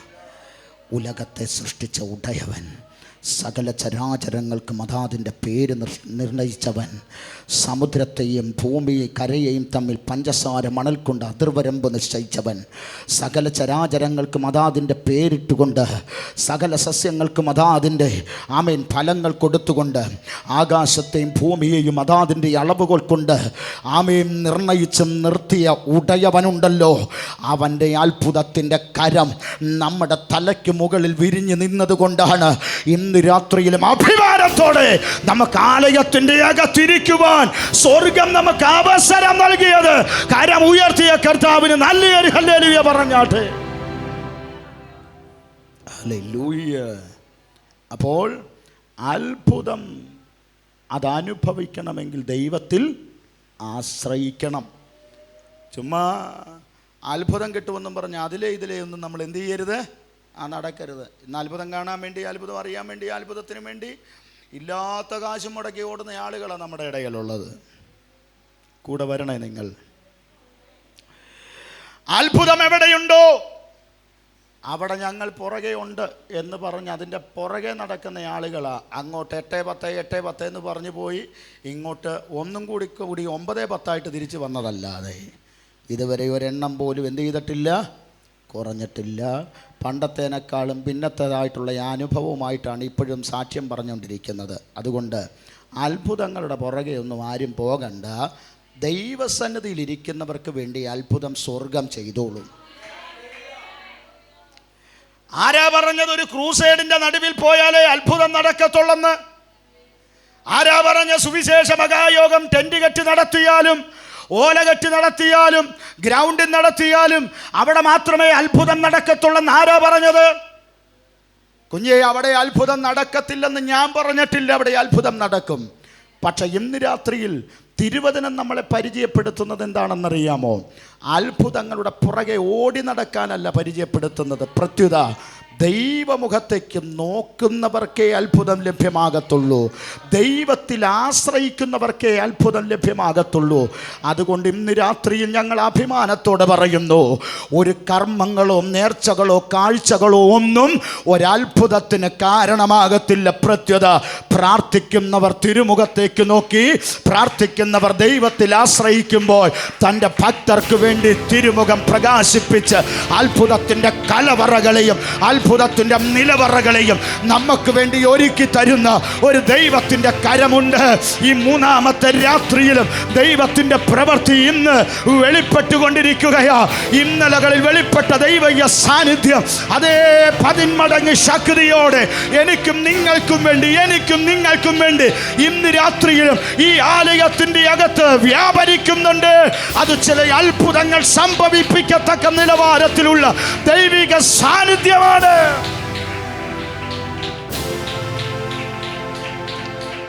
ഹല്ലേലൂയ. അപ്പോൾ അത്ഭുതം കാണണമെങ്കിൽ ദൈവമുഖത്തേക്ക് നമ്മൾ നോക്കണം.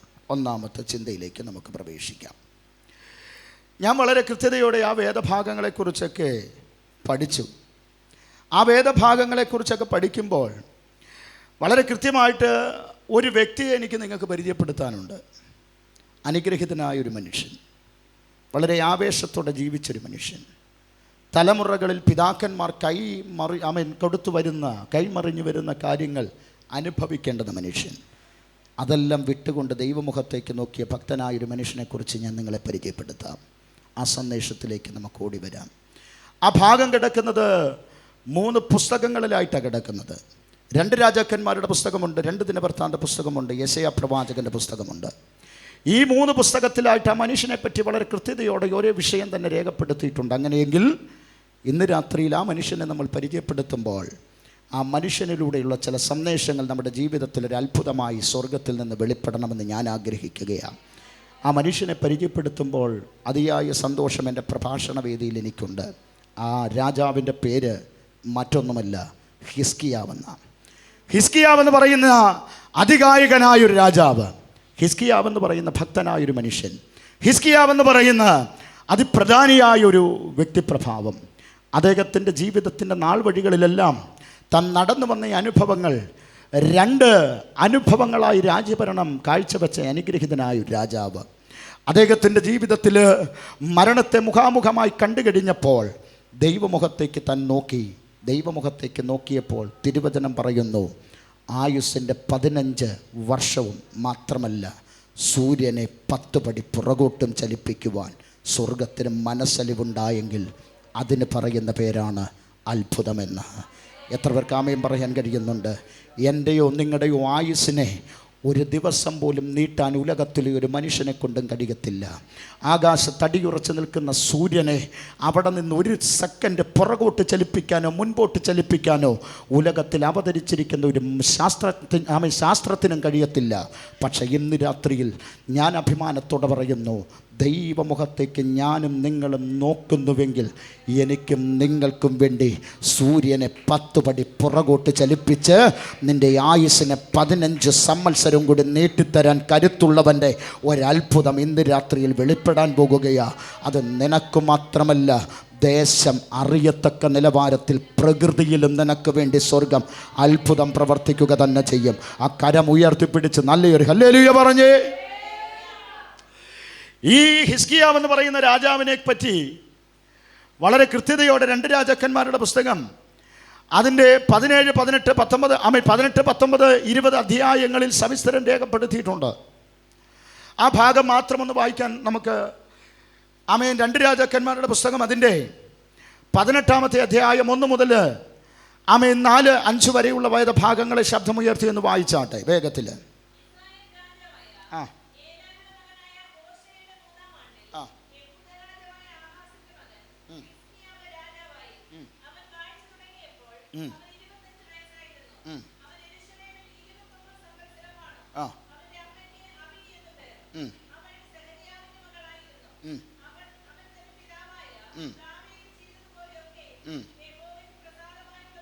അടുത്തത്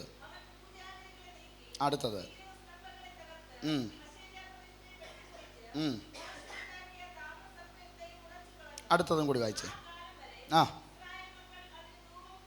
മതി. വളരെ സവിസ്തരമായ ചിന്തകൾക്ക്, പ്രത്യേകിച്ച് ദൈവസഭകൾക്ക്, മാനവകുലത്തിൽ ദൈവത്തെ ആരാധിക്കുന്ന ദൈവമക്കൾക്ക് ഉപദേശത്തിന് വളരെ കൃത്യതയോടെ ഊന്നൽ കൊടുക്കാൻ കഴിയുന്ന അനുഗ്രഹിക്കപ്പെട്ടൊരു സന്ദേശമാണ് നമ്മൾ വായിച്ചത്. അതിൻ്റെ തുടക്ക ഭാഗങ്ങളിൽ 1-2 കാര്യങ്ങൾ ഉദ്ധരിച്ചുകൊണ്ട് അതിൻ്റെ ചിന്തയിലേക്ക് വന്ന് നമുക്ക് പ്രാർത്ഥിക്കാം. കർത്താവ് നമ്മളെ ഒരുമിച്ച് സഹായിക്കട്ടെ. ആ വേദഭാഗം വായിക്കുമ്പോൾ നമുക്ക് മനസ്സിലാക്കാൻ കഴിയുന്നത്, ആഗാസിൻ്റെ മകനായ ഹിസ്കിയാവ് തൻ്റെ 25-ാമത്തെ വയസ്സിൽ യഹൂദയുടെ 13-ാമത്തെ രാജാവായി രാജ്യഭരണം ഏറ്റെടുക്കുകയാണ്. 14ഉം 15ഉം വർഷമായിട്ട് 29 വർഷം ഏകദേശം യഹൂദയെ അധികായകനായ ഈ മനുഷ്യൻ വളരെ അധികാരത്തോടു കൂടി തന്നെ ദൈവത്തിൻ്റെ ശ്രേഷ്ഠതയുടെ മഹത്വം മനസ്സിലാക്കിക്കൊണ്ട് ഭരിക്കുവാനിടയായി. അദ്ദേഹത്തെക്കുറിച്ച് ആവലുള്ളതോ കുറ്റമായിട്ടുള്ളതോ അല്ലെങ്കിൽ മറ്റ് മോശമായിട്ടുള്ള ഒരു പദങ്ങൾ പോലും നമുക്ക് പറയാനില്ല. എന്നാൽ ഇദ്ദേഹത്തെക്കുറിച്ച് സവിസ്തരം നമ്മളൊന്ന് പഠിച്ചു കഴിഞ്ഞാൽ അതിൻ്റെ തുടക്ക ഭാഗത്ത് നമ്മൾ പറഞ്ഞതുപോലെ യഹൂദയുടെ 13-ാമത്തെ രാജാവും 25-ാമത്തെ വയസ്സിൽ രാജ്യഭരണം ഏറ്റെടുക്കുന്നതുമായ 29 വർഷക്കാലം ഭരിച്ച ആഗാസിൻ്റെ മകനായ ഹിസ്കിയാവ് എന്ന് പറയുന്ന രാജാവ് വളരെ മനോഹരമായി തന്നെ ദൈവിക വചനത്തിൻ്റെ പ്രമാണത്തിനനുസരിച്ചുകൊണ്ട് ആ യഹൂദ എന്ന് പറയുന്ന ദേശത്തെ ഭരിക്കുവാനിടയായി. യഹൂദ എന്ന് പറയുന്ന രാജ്യവും ഇസ്രായേൽ എന്ന് പറയുന്ന രാജ്യവും രണ്ടും രണ്ടായി തരം തിരിഞ്ഞു നിൽക്കുകയാണ്. 10 ഗോത്രങ്ങൾ അടങ്ങുന്ന ഇസ്രായേലും 2 ഗോത്രങ്ങൾ അടങ്ങുന്ന യഹൂദ എന്ന് പറയുന്ന രാജ്യവും ഏകദേശം 19ഉം 20ഉം രാജാക്കന്മാർ വെച്ച് 39 രാജാക്കന്മാരോളം ഈ 2 രാജ്യങ്ങളുമായി രാജ്യഭരണം കാഴ്ചവെച്ചു. അതിൻ്റെ അകത്ത് 19 രാജാക്കന്മാർ ഇസ്രായേലിലും 20 രാജാക്കന്മാർ യഹൂദയിലും രാജ്യഭരണം കാഴ്ചവെച്ചിട്ടുണ്ട്. ദൈവത്തിന് ഇഷ്ടമുള്ളതും ദൈവത്തിന് അനിഷ്ടമായുള്ള രാജ്യഭരണം കാഴ്ചവെച്ച നിരവധി രാജാക്കന്മാർ ഈ രണ്ട് രാജ്യങ്ങളിലും ഉള്ളതായിട്ട് നമുക്ക് പഠിക്കാൻ കഴിയുന്നുണ്ട്. എന്നാൽ ആമേൻ, കുറച്ചും കൂടി നമ്മൾ യഹൂദ എന്ന് പറയുന്ന രാജ്യത്തെക്കുറിച്ചൊന്ന് പഠിച്ച് നമ്മൾ മുൻപോട്ട് പോകുമ്പോൾ 2 ഗോത്രങ്ങൾ അടങ്ങുന്ന യഹൂദ എന്ന് പറയുന്ന ദേശത്തെ 13ാമത്തെ രാജാവായിട്ട് അഭിഷേകം ചെയ്യപ്പെട്ട് കടന്നു വന്ന ഈ ആമേൻ ഹിസ്കിയാവ് ആമേൻ തനിക്ക് തൻ്റെ പിതാവായിരിക്കുന്ന പിതാക്കന്മാരുടെ പിതാവായിരിക്കുന്ന രാജ്യഭരണം നടത്തിയ അനുഗ്രഹിതനായ ദാവീദ് രാജാവ് ദൈവത്തിന് ഇഷ്ടമുള്ളതും ദൈവഹിത പ്രകാരം ചെയ്തതുപോലെയുള്ള ദൈവവചനത്തിന് അടിസ്ഥാനമുള്ളത് ചെയ്തതുപോലെയുള്ള ആമേൻ രാജ്യകാര്യങ്ങൾ യഹൂദയിൽ കൊണ്ടുവരുവാൻ അദ്ദേഹം തിടുക്കം കാട്ടി. കരമുയർത്തി ഹല്ലേലൂയ പറഞ്ഞേ. അത്രയും വലിയ സുഖമുള്ള കാര്യമൊന്നുമല്ല ഈ പറഞ്ഞു പോകുന്നത്. നിങ്ങൾക്കൊരു പക്ഷേ ആമേൻ പെട്ടെന്ന് ദഹിക്കുന്നില്ലെങ്കിലും കുഴപ്പമില്ല. ഇത് ഉപദേശത്തിൻ്റെ അകത്തൂടി പോകുന്ന കാര്യമാണ്. ദൈവമക്കൾ ദൈവസഭയ്ക്കകത്തും കുടുംബത്തിൻ്റെ അകത്തും അനുഷ്ഠിക്കേണ്ടുന്ന കാര്യങ്ങളെക്കുറിച്ച് ഈ പഠിച്ചു പോകുന്നത്. നിങ്ങൾ ശ്രദ്ധിച്ച് കേട്ടോണം. രാജ്യഭരണം ഏറ്റെടുത്ത രാജാവ് ആദ്യം ചെയ്ത 3 കാര്യങ്ങളുണ്ട്.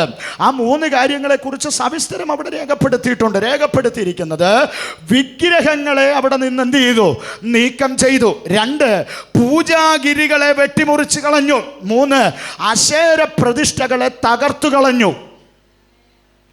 ഹല്ലേലൂയ. നിങ്ങൾ ശ്രദ്ധിച്ചേ.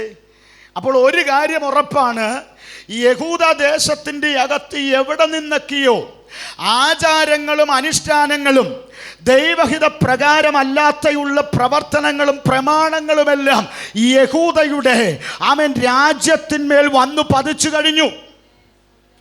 അതിനിഷ്ടത്തിനനുസരിച്ച് ജീവിക്കുന്ന ഒരു ജനം അവിടെ ഉടലെടുത്തു.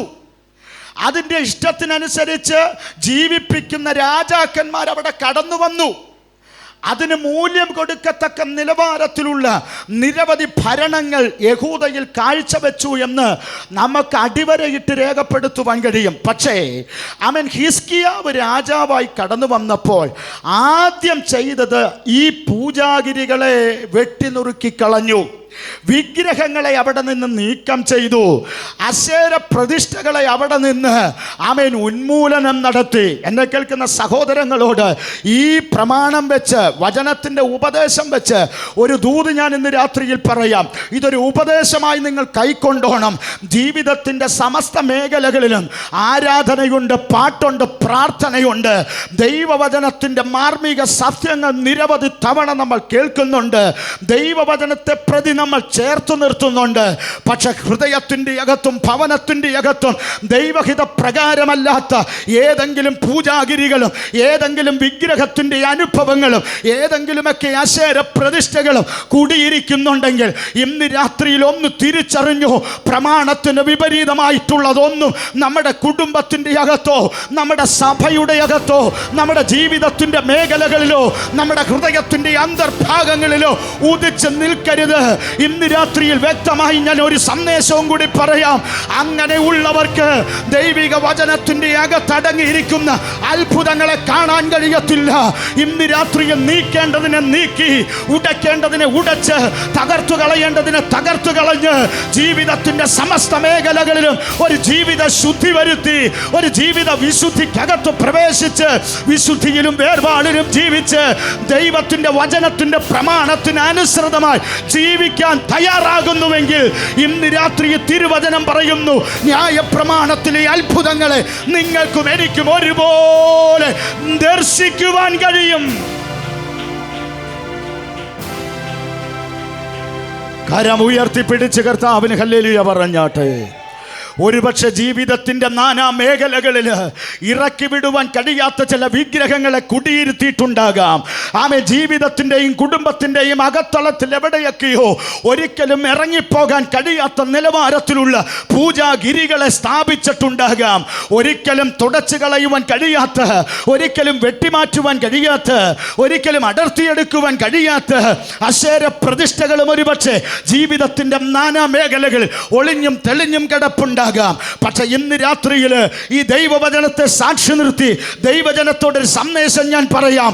ഈ വചനത്തെ പ്രമാണിക്കുന്ന ദൈവ പൈതലാണെങ്കിൽ, ഈ വചനത്തെ അനുസരിച്ച് ജീവിക്കുന്ന ദൈവ പൈതലാണെങ്കിൽ, അത്ഭുതങ്ങളും അടയാളങ്ങളും ദൈവത്തിൻ്റെ വീര്യപ്രവർത്തികളും ആവോളം അനുഭവിക്കുവാൻ ആലയത്തിൻ്റെ അകത്തളത്തിൽ ആഗതരായിരിക്കുന്ന ദൈവമക്കളാണെങ്കിൽ, നിങ്ങളുടെ ജീവിതത്തിൻ്റെ സമസ്ത മേഖലകളിലും ചിലതിനെ തുടച്ചു മാറ്റിക്കൊണ്ട്, ചിലതിനെ ശുദ്ധീകരിച്ചുകൊണ്ട്, ചില മേഖലകളെ ക്രമീകരിച്ചുകൊണ്ട്, ചിലത് ഏറ്റെടുത്തുകൊണ്ട്, ദൈവിക വചനത്തിൻ്റെ പ്രമാണങ്ങളെ മുറുകെ പിടിച്ചുകൊണ്ട് ഇന്ന് രാത്രിയിൽ ഒരു ദൈവദാസൻ എന്നുള്ള നിലയിൽ ദൈവസഭയോട് ബുദ്ധി ഉപദേശിക്കുന്നു. വിട്ടുകളയേണ്ടതിനെ വിട്ടുകളഞ്ഞ് ദൈവസന്നിധിയിലേക്ക് മടങ്ങി വരട്ടെ.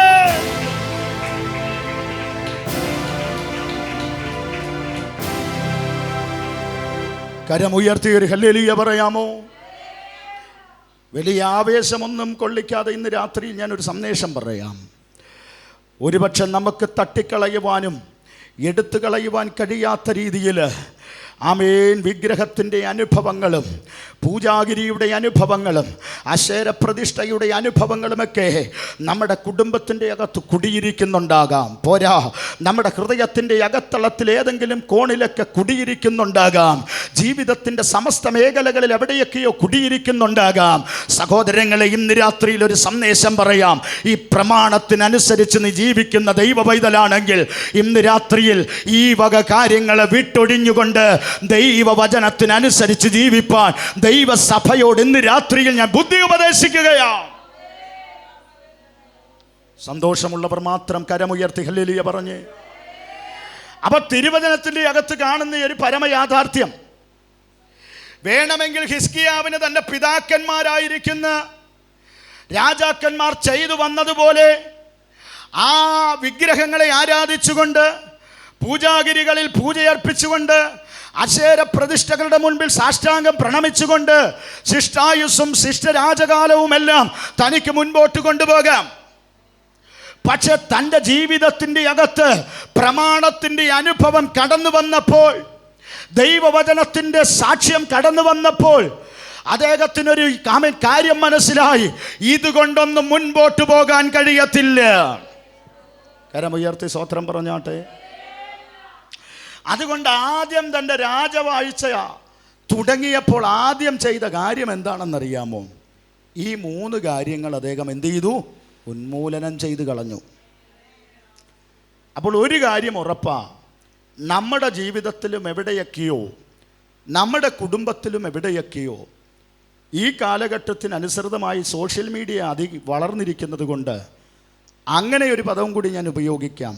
നമ്മുടെ ഫോണിൽ എവിടെയൊക്കെയോ ഒളിഞ്ഞിരിക്കുന്ന ചില വിഗ്രഹങ്ങളെയും ചില പൂജാഗിരികളെയും ഒരിക്കലും മാറാത്ത ചില കുടിയിരിപ്പിൻ്റെ അശേര പ്രതിഷ്ഠകളെയും ഒക്കെ തകർത്ത് കളയേണ്ടുന്ന സമയം അതിക്രമിച്ചിരിക്കുകയാണ്.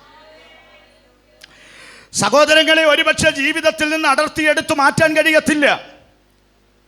ഒന്നും കൂടി അല്പം എടുത്തു പറഞ്ഞാൽ, ജീവിതത്തിൽ നിന്ന് എടുത്തു മാറ്റുമ്പോഴും തുടച്ചു നീക്കുമ്പോഴും തകർത്ത് കളയുമ്പോഴും ചിലപ്പോൾ അല്പം നൊമ്പരമൊക്കെ ഉണ്ടാകാൻ സാധ്യതയുണ്ട്. ഞാൻ ഇങ്ങനെ പറയാറുണ്ട്, ആ നമ്പരൊക്കെ ചിലപ്പോൾ ഒന്ന് ഡിലീറ്റ് ചെയ്ത് കളയേണ്ടുന്ന സാഹചര്യം വരുമ്പം ഒരുപക്ഷെ ചില നൊമ്പരങ്ങളെ അമ്മേനൊക്കെ ഉണ്ടാകാൻ സാധ്യതയുണ്ട്. ആ ഫോൺ വിളികളും മെസ്സേജ് അയക്കലുമൊക്കെ അമ്പേ നിർത്തേണ്ടുന്ന അവസ്ഥ വരുമ്പോൾ, പ്രമാണമനുസരിച്ച് അതിനോടൊക്കെ ടാറ്റ പറയുമ്പോൾ, അതിനോടൊക്കെ വിട പറയുമ്പോൾ, സഹോദരങ്ങളെ, ഒരുപക്ഷെ അല്പം നൊമ്പരമൊക്കെ ഉണ്ടാകാൻ സാധ്യതയുണ്ട്. പക്ഷെ ഇന്ന് രാത്രിയിൽ ഒന്ന് പറയാം, ഈ പ്രമാണം പറയുന്നതാണ് നമ്മുടെ ജീവിതത്തിലെ ഏറ്റവും പ്രാധാന്യത. അതുകൊണ്ടല്ലേ ഹിസ്കിയാവ് രാജ്യഭരണം ഏറ്റെടുത്ത് 25-ാമത്തെ വയസ്സിൽ കടന്നു വരുമ്പോൾ അദ്ദേഹം ആദ്യം ചെയ്ത കാര്യം എന്താണെന്നറിയാമോ? നോക്കൂ, പൂജാഗിരികളെ തകർത്ത് വിഗ്രഹങ്ങളെ തച്ചുടച്ച് അശേര പ്രതിഷ്ഠകളെ അശേഷം തുടച്ചു നീക്കിക്കൊണ്ട് ദേശത്തെ ശുദ്ധീകരണത്തിൻ്റെ അവസ്ഥയിലേക്ക് കൊണ്ടുവന്നു. സഹോദരങ്ങളെ, നമ്മുടെ ജീവിതവും അങ്ങനെയാകട്ടെ. ദൈവമുഖത്തേക്ക് നോക്കാൻ ആഗ്രഹിക്കുന്നവർ, ദൈവപാദപീഠത്തിലേക്ക് കടന്നു വന്ന് മുഴങ്കാലും അടക്കുന്നവർ, പ്രാർത്ഥനയ്ക്കായി തലകളെ വണക്കുന്നവർ, ആരാധനയ്ക്ക് ആലയത്തിൻ്റെ അകത്താഗതരാകുന്നവർ, സ്തോത്രത്തിൻ്റെ ശബ്ദമധരങ്ങളിലേക്ക് ഏറ്റുപാടുന്നവർ, അത്ഭുതങ്ങളുടെ കലവറകളും നിലവറകളും തുറന്നു കാണുവാൻ ആഗ്രഹിക്കുന്ന ദൈവമക്കളോട് ഞാൻ പറയുകയാണ്, ചില ശുദ്ധീകരണത്തിൻ്റെ അവസ്ഥകൾ നമ്മുടെ ജീവിതത്തിൽ വരട്ടെ. ചില വിഗ്രഹങ്ങളെ തച്ചുടച്ചുകൊണ്ട് ജീവിതത്തിൻ്റെ സമസ്ത മേഖലകളിലും ഒരു ശുദ്ധീകരണത്തിൻ്റെ അവസ്ഥകൾ നമ്മുടെ ജീവിതത്തിൽ വരട്ടെ. ഞാൻ ഇങ്ങനെയും കൂടി ഒരു പദം പറയുന്നു, ഒരു മടങ്ങിവരവ് നമ്മുടെ ജീവിതത്തിൽ ആമേൻ സംഭവിക്കട്ടെ. ആമേൻ. പ്രാർത്ഥനയിലേക്കൊരു മടങ്ങിവരവ് സംഭവിക്കട്ടെ. ദൈവഭാഗത്തേക്കൊരു മടങ്ങിവരവ് സംഭവിക്കട്ടെ. കുറവുകളെ ദൈവസന്നിധിയിൽ ഏറ്റുപറഞ്ഞുകൊണ്ട് ഇന്ന് രാത്രിയിൽ ദൈവത്തോട് പറ, തമ്പുരാനെ, ഈ അത്ഭുതം ഞങ്ങൾക്കൊന്ന് കാണണം, ഈ അത്ഭുതം ഞങ്ങൾക്കൊന്ന് അനുഭവിക്കണം, ഈ അത്ഭുതത്തിൻ്റെ അകമ്പടി ഞങ്ങൾക്കൊന്ന് സേവിക്കണം. അങ്ങനെയെങ്കിൽ ഇന്ന് രാത്രിയിൽ ഒരു മടങ്ങിവരവ് ഞങ്ങൾ ആഗ്രഹിക്കുകയാണ്. ഒരു മടങ്ങിവരവിൻ്റെ അനുഭവം ഞങ്ങളുടെ ജീവിതത്തിൽ സംഭവിക്കാൻ തുടങ്ങട്ടെ. അത് ദൈവമുഖത്തേക്ക് ഞങ്ങൾ നോക്കുമ്പോൾ ഞങ്ങളുടെ കുറവുകളെ ഒന്ന് ഞങ്ങൾക്ക് വെളിപ്പെടുത്തി തന്നുകൊണ്ട്, ഞങ്ങളെ ശേഷം വിട പറയേണ്ടതിനോട് വിട പറഞ്ഞുകൊണ്ട്, അശേഷം തുടച്ചു മാറ്റേണ്ടതിനെ തുടച്ചു മാറ്റിക്കൊണ്ട്, ഞങ്ങളുടെ ജീവിതത്തെ ഞങ്ങളൊന്ന് ശുദ്ധീകരിച്ച്, ഞങ്ങളുടെ ജീവിതത്തെ ഞങ്ങളൊന്ന് ക്രമീകരിക്കപ്പെടുത്തിക്കൊണ്ട് മുൻപോട്ട് പോകാൻ സ്വർഗ്ഗമേ ഞങ്ങളെ അവിടെ സഹായിക്കണമേ എന്ന് എത്ര പേർക്ക് ഇന്ന് രാത്രിയിൽ പ്രാർത്ഥിക്കാൻ കഴിയുന്നുണ്ട്? നോക്കൂ സഹോദരങ്ങളെ, ഹിസ്കിയാവ് രാജ്യഭരണം ഏറ്റെടുത്തു.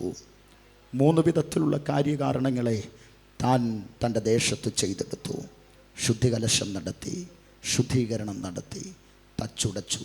ഒരിക്കലും തിരികെ കൊണ്ടുവരാൻ കഴിയാത്ത നിലവാരത്തിൽ അതിനെ തകർത്ത് തരിപ്പണമാക്കി കളഞ്ഞു. തൻ്റെ രാജ്യഭരണം അധികായകന്മാരുടെ കൂട്ടങ്ങളിലേക്ക് പോരാ, അത്യുന്നതൻ്റെ അനുഭവത്തോടുകൂടി മുൻപോട്ട് കടന്നു പോകുന്ന സാഹചര്യം. ആമേൻ. ദേശത്തിന് വേണ്ടി ജലസമ്പത്ത് ഒരുക്കി കൊടുത്തു. ദേശത്തിന് വേണ്ടി ആമേൻ സാമ്പത്തിക നിലവാരങ്ങൾ ഒരുക്കി കൊടുത്തു. ദേശത്തിന് വേണ്ടി കൃഷിയിടങ്ങൾ ഒരുക്കി കൊടുത്തു. സർവസദാ യഹൂദ രാജ്യം എന്ന് പറയുന്നത് ആമേൻ അനുഗ്രഹിക്കപ്പെട്ട നിലവാരത്തിലേക്ക് മാറ്റപ്പെട്ടു. പ്രാർത്ഥനയുടെ അനുഭവങ്ങൾ ആ ദേശത്ത് മടങ്ങി വന്നു. പ്രമാണത്തിൻ്റെ അനുഭവങ്ങൾ ദേശത്ത് നിറഞ്ഞാടുവാനിടയായി. ആലയങ്ങളിലും ആമേൻ ഭവനങ്ങളിലുമൊക്കെ പ്രാർത്ഥനയുടെ അനുഭവങ്ങൾ അകമ്പടി ആമേൻ സേവിക്കുവാൻ തുടങ്ങി. തീർന്നില്ല. ദേശത്തിൻ്റെ അകത്തും ആമേൻ ഭവനങ്ങളുടെ അകത്തും ആമേൻ ദാരിദ്ര്യങ്ങളുടെ അനുഭവങ്ങളെല്ലാം ഒഴിഞ്ഞു മാറി ദേശം സമ്പൽ സമൃദ്ധിയുടെ അനുഭവത്തിലേക്ക് മടങ്ങി വന്ന് 14 വർഷം രാജ്യഭരണം അവസാനിക്കുമ്പോൾ വളരെ പ്രധാനപ്പെട്ട ഒരു സംഭവം നടക്കുകയാണ്. എന്താ സംഭവം എന്ന് അറിയാമോ? ആ കാലഘട്ടത്തിൽ ജീവിച്ചിരുന്ന അനുഗ്രഹീതരായ 2 പ്രവാചകന്മാരുണ്ട്. ഒന്ന് യെശയ്യാ പ്രവാചകൻ, 2 മീഖാ പ്രവാചകൻ. ആമേൻ. ഇന്ന് രാത്രി ഞാൻ നിങ്ങളുടെ ശ്രദ്ധയൊന്ന് യെശയ്യാ പ്രവാചകൻ്റെ അരികിലേക്ക് കൊണ്ടുവരികയാണ്. എന്താ യെശയ്യാ പ്രവാചകൻ്റെ ആമേൻ ചിത്രം നിങ്ങളുടെ മുൻപിലേക്ക് കൊണ്ടുവന്നെന്നറിയാമോ? ഇന്ന് രാത്രിയിൽ ഒന്ന് നിങ്ങൾ തിരിച്ചറിഞ്ഞ്, ഈ പ്രവാചകൻ നേരെ രാജകൊട്ടാരത്തിലേക്ക് കടന്നു വന്നു. രാജാവിൻ്റെ രാജസന്നിധിയിലേക്ക് കടന്നു വന്നു. രാജാവിനെ മുഖം ദർശിച്ചുകൊണ്ട് രാജാവിനോട് പറഞ്ഞു, അല്ലയോ ഹിസ്കിയാവേ, നീ മരിച്ചു പോകും, നീ മരിച്ചു പോകും. അതുകൊണ്ട് നിന്റെ ഗ്രഹകാര്യങ്ങൾ ക്രമത്തിലാക്കിക്കൊള്ളുക. അവിടെയും നമുക്കൊരു ദൂതുണ്ട്, അവിടെയും നമുക്കൊരു സന്ദേശമുണ്ട്. അവിടെയും ഞാൻ ഈ പുതിയ നിയമ കാലഘട്ടത്തിലുള്ള ദൈവസഭയോട് മറന്നു പോകാത്തൊരു സന്ദേശം പറയാം.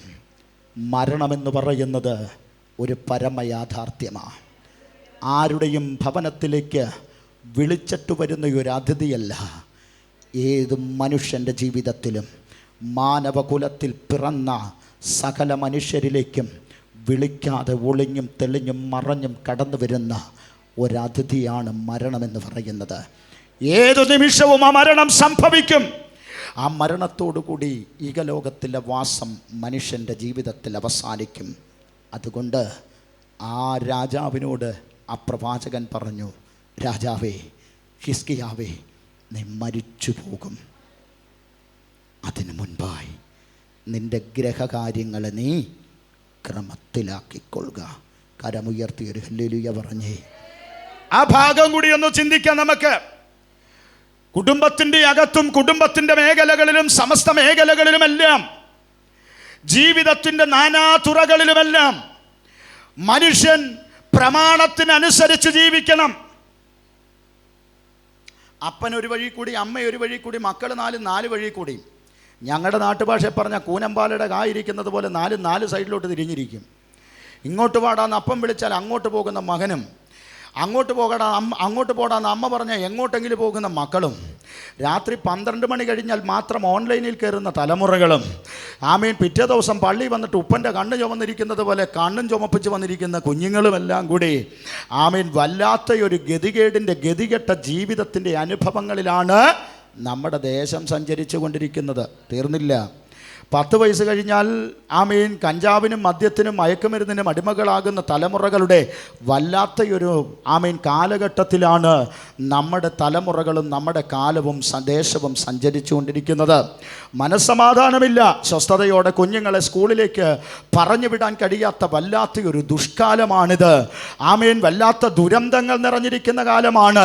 സ്കൂളിലേക്ക് കടന്നു പോകുന്ന കുഞ്ഞുങ്ങൾ സഹപാഠിയുടെ, ആമേൻ, കരത്തിലിരിക്കുന്ന കല്ലുകൊണ്ടോ വടികൊണ്ടോ തലക്കടിയേറ്റ് പ്രാണവായുവിന് വേണ്ടി കിടന്നു പിടഞ്ഞ് ഇഹലോകത്തിൽ നിന്ന് മറ്റൊരു ലോകത്തിലേക്ക് മാറ്റപ്പെട്ട ചരിത്രമൊന്നും നമ്മുടെ മുൻപിൽ നിന്ന് മറഞ്ഞു പോയിട്ടില്ല.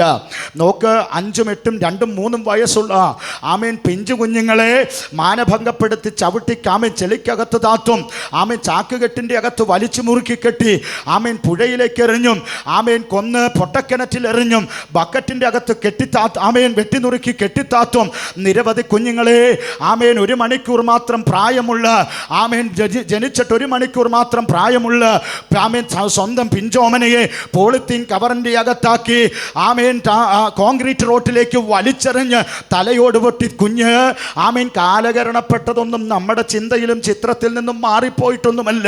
8 വയസ്സുള്ള സ്വന്തം കുഞ്ഞിനെ, ആമേൻ, കൈക്കോടാലി കൊണ്ട് പിടലേക്ക് വെട്ടിയ, ആമേൻ, നരാധമന്മാരായിരിക്കുന്ന പിതാക്കന്മാർ ജീവിക്കുന്ന കാലയളവിലാണ് നമ്മൾ ജീവിക്കുന്നത്. ഓരോ ദിവസവും പത്രവും ഓരോ ദിവസവും TV വാർത്തകളുമൊക്കെ നമ്മൾ കേൾക്കുമ്പോൾ എന്തിനു പറയുന്നു, വില കൂടിയതും വില കുറഞ്ഞതുമായ മൊബൈലൊക്കെ എടുത്ത് നമ്മുടെ കരതലങ്ങളിൽ വെച്ച് അതിൻ്റെ അകത്തുള്ള വാർത്തകൾ നമ്മൾ പരിശോധിക്കുമ്പോൾ, അതിൻ്റെ അകത്തൂടി മിന്നിമറയുന്ന, ആമേൻ, വാർത്തകൾ നമ്മൾ കേൾക്കുമ്പോൾ അതിൻ്റെ അകത്ത് കാണുന്നത് എന്താണ്? ഓരോ ദിവസവും കൂട്ടബലാത്സംഗം നടക്കുന്നു. ഓരോ ദിവസവും, ആമേൻ, 1-ലധികം പേരുകൾ മറ്റുള്ള പെൺകുഞ്ഞുങ്ങളെയും മറ്റുള്ള, ആമേൻ, സഹോദരിമാരെയും ഒക്കെ, ആമേൻ, പീഡിപ്പിക്കുന്ന ചിത്രങ്ങളും ചരിത്രങ്ങളുമൊക്കെ നമ്മൾ കണ്ടുകൊണ്ടിരിക്കുകയാണ്. എന്തിനു പറയുന്നു? യുവാക്കളുടെ ഇടയിൽ, സഹോദരന്മാരുടെ ഇടയിൽ വല്ലാത്തൊരു ദുരന്തം കടന്നു വന്നുകൊണ്ടിരിക്കുന്നു. പ്രായമായ മാതാക്കന്മാർ നടന്നു പോകുമ്പോൾ, സഹോദരിമാർ നടന്നു പോകുമ്പോൾ, അവരുടെ കഴുത്തിൽ കിടക്കുന്ന എത്ര പവന്റെ മാലയാണെങ്കിലും അത് കവർന്നെടുത്തുകൊണ്ട് വലിച്ചു പൊട്ടിച്ചുകൊണ്ട് ഓടിപ്പോകുന്ന ദാരുണമായ ചിത്രം നമ്മൾ കാണുന്നു. വലിച്ചെടുക്കുന്ന മാത്രയിൽ, ആമേൻ, തറയിലേക്ക് തലയോടിടിച്ച്, ആമേൻ, ബോധരഹിതയായി പോകുന്ന പല സഹോദരങ്ങളെയും നമ്മൾ കാണുന്നുണ്ട്. അങ്ങനെ പറഞ്ഞാൽ വല്ലാത്ത ദുരന്തം നിറഞ്ഞ തലമുറകൾ ജീവിക്കുന്ന വല്ലാത്ത കാലഘട്ടത്തിലല്ലേ നമ്മൾ ജീവിക്കുന്നത്. കലാലയങ്ങളുടെ അകത്തളത്തിൽ കഞ്ചാവിൻ്റെയും മയക്കുമരുന്നിൻ്റെയും ഒക്കെ അകമ്പടി സേവിച്ചുകൊണ്ട് ആളുകൾ കയറിയിറങ്ങുന്നത് നമ്മൾ അറിയുന്നുണ്ട്. ദിനം പ്രതി നമ്മൾ കാണുന്നത് സ്കൂൾ കുട്ടികൾക്ക് മിഠായിലൂടെയും മറ്റു മധുരപലഹാരങ്ങളിലൂടെയും ഒക്കെ, ആമേൻ, മയക്കുമരുന്നുകൾ കൊടുത്ത് അവരെ വശീകരിച്ചു കൊണ്ടുപോകുന്ന വല്ലാത്തൊരു, ആമേൻ, വല്ലാത്ത മാഫിയ, മയക്കുമരുന്നിൻ്റെ മാഫിയ തന്നെ നമ്മുടെ കേരളത്തിൻ്റെ അകത്തും ഉടലെടുത്തു വന്നിരിക്കുന്നത് നമ്മൾ കണ്ടറിഞ്ഞിട്ടുള്ള കാര്യമാണ്. പക്ഷേ ഇന്ന് രാത്രിയിൽ എന്നെ സ്നേഹിക്കുന്ന സഹോദരങ്ങളോട് ഒരു സന്ദേശം ഞാൻ പറയുകയാ. കുഞ്ഞെ, നമ്മുടെ ജീവിതത്തിൽ മരണം സംഭവിക്കും കേട്ടോ. മരണം ഏതു നിമിഷവും നമ്മുടെ ജീവിതത്തിൽ കടന്നു വരാം. പക്ഷേ അതിനു മുൻപായി ദൈവത്തെ സ്നേഹിക്കുന്ന ദൈവമക്കള്, ദൈവത്തിൽ ആശ്രയിക്കുന്ന ദൈവമക്കള്, ദൈവമുഖത്തേക്ക് നോക്കുന്ന ദൈവമക്കള് തൻ്റെ കുടുംബത്തെ ദൈവഭാഗത്ത് നിർത്തിക്കൊണ്ട്, തൻ്റെ തലമുറകളെ പ്രാർത്ഥനയിൽ അഭ്യസിപ്പിച്ചുകൊണ്ട്, ദൈവവചനത്തിൻ്റെ പാഠ്യഭാഗങ്ങളെ തലമുറയ്ക്ക് പകർന്നു കൊടുത്തുകൊണ്ട് അവരെ ദൈവസന്നിധിയിൽ ചേർത്ത് നിർത്തുവാൻ ഇന്ന് രാത്രിയിൽ ദൈവദാസൻ എന്നുള്ള നിലയിൽ ഞാൻ നിങ്ങളെ ബുദ്ധി ഉപദേശിക്കുകയാ. സന്തോഷമുള്ളവരുണ്ടെങ്കിൽ ആ കരം ഉയർത്തിപ്പിടിച്ച് യേശുവിനൊരു ഹല്ലേലൂയ പറയട്ടെ. ഹിസ്കിയാവേ, നീ മരിച്ചു പോകും. നമ്മളോടെങ്ങാനും ഇന്ന് അങ്ങനെ ഒരു ദൂത് പറഞ്ഞെങ്കിൽ പിന്നെ ആ പഞ്ചായത്തിൽ കയറ്റുകയില്ല. ആ പഞ്ചായത്തിൽ പിന്നെ ഞാൻ ആയതുകൊണ്ട് ആരോടും പറയുകയില്ല. പക്ഷേ 1500 പേരുള്ള ഒരു വാട്സപ്പ് ഗ്രൂപ്പ് ഉണ്ട്, അതിൻ്റെ അകത്ത് മാത്രം അങ്ങിട്ടേക്കും. അവൻ എൻ്റെ മുഖത്ത് നോക്കി നീ ചത്തുപോകുമെന്ന് ദൂത് എന്ത് ചെയ്തു? പിന്നെ തട്ടിപ്പോകും എന്നുള്ള ദൂത് തട്ടിപ്പോകും എന്നല്ലാണ്ട് എപ്പോഴെങ്കിലും പോകുമെന്ന് പറയാൻ പറ്റുമോ? നിങ്ങളൊന്ന് ഓർത്തേ, ഇത് പോയി പറഞ്ഞ ആളെ, ആമേൻ, ആരോടാ പോയി പറഞ്ഞതെന്നൊന്ന് ഓർത്തേ. രാജാവിനോടാ. ആരവിടെ? അവൻ്റെ തല വെട്ടിയെടുക്കൂ, തീർന്നു അല്ലേ? നമ്മൾ അങ്ങനെയൊന്നും പറയുകയല്ല, നമ്മൾ ന്യൂട്രൽ പണി കൊടുക്കുകയുള്ളൂ. നമ്മൾ ന്യൂട്രൽ എന്ത് ചെയ്യത്തുള്ളൂ? പണി കൊടുക്കത്തേ ഉള്ളൂ. പിന്നെ ഒരു സ്റ്റേജും പുള്ളിക്ക് എന്ത് ചെയ്യത്തില്ല, കൊടുക്കുകയില്ല. എല്ലാവരും പറഞ്ഞേ, എനിക്ക് എൻ്റെ കൊക്കിന് ജീവനുണ്ടെങ്കിൽ അവനെ ഇനി ഞാനൊരു സ്റ്റേജിലും എന്ത് ചെയ്യത്തില്ല, അവനെ കാല് കൂത്താൻ ഞാൻ അനുവദിക്കത്തില്ല. ദൂത് പറഞ്ഞിട്ട് ഇനി അങ്ങനെയൊക്കെ സംഭവിക്കുകയാണെങ്കിൽ സംഭവിക്കട്ടെ. ഞാനിടയ്ക്ക് പറയും, ഇടയ്ക്ക് കേട്ട ദൂത് പോയി ആരും കേൾക്കാണ്ടിരുന്നാൽ മതി. ദൈവിക ദൂത് വരുന്നത് കേൾക്കുമ്പോൾ നമുക്കറിയാച്ചാ അല്ലേ? ദൈവത്തിൻ്റെ ആലോചന വരുന്നത് കേൾക്കുമ്പോൾ നമുക്ക്, ഞാനതിന് പറയാറുണ്ട്, അത് വിവേചിക്കാനുള്ളൊരു കൃപയും കൂടി നമ്മൾ എന്ത് ചെയ്തോണം? പ്രാപിച്ചോണം. ചുമ്മാ കാണുന്ന കൈ പൊക്കുന്നതിൻ്റെ ഇടയിലെല്ലാം കൊണ്ട് തല എന്ത് ചെയ്യരുത്. ഒരു സ്വോത്രം പറയാമോ? ഹിസ്കിയാവേ, നീ മരിച്ചു പോകും. അപ്പോൾ നീ എന്ത് ചെയ്യണം? നിൻ്റെ ഗ്രഹകാര്യം ക്രമത്തിലാക്കിക്കോണം. തീർന്ന്, നിൻ്റെ വെടി തീർന്ന്. നീ തീരുമെന്ന് പറഞ്ഞാൽ തീരും, അതിൻ്റെ അപ്പുറത്തേക്ക് വേറെ വർത്താനം ഇല്ല. പക്ഷെ നീ എന്ത് ചെയ്യണം? നിൻ്റെ ഗ്രഹകാര്യം നീ എന്ത് ചെയ്തോണം? ക്രമത്തിലാക്കിക്കോണം. കുഞ്ഞുങ്ങളെയും കുടുംബത്തെയൊക്കെ ചേർത്ത് നിർത്തി എല്ലാ കാര്യങ്ങളും എല്ലാം എന്ത് ചെയ്തോണം? ദൈവഭാഗത്ത് നിന്നോണം, ദൈവഭാഗത്ത് നിർത്തിക്കോണം. ഞാൻ ആ ഭാഗം അങ്ങനെ അങ്ങ് വിടുക. പ്രവാചകൻ ദൂത് പറഞ്ഞ് കൊട്ടാരത്തിൻ്റെ പടിക്കെട്ടെത്തി മുറ്റത്തേക്കെത്തി. രാജാവ് അവിടെ കിടന്നിട്ട് എന്തായാലും ഗ്രഹകാര്യം ക്രമത്തിലാക്കണം. എന്നാൽ കാട്ടാക്കട വിസ്മയെ കയറിയിട്ട് നല്ലൊരു കുഴിമന്തി അടിച്ചേക്കാം, എന്തായാലും തീരാൻ പോവുക. എന്തായാലും ഇനിയിപ്പം പിടിച്ചു തന്നിട്ട് കാര്യമൊന്നും ഇല്ല.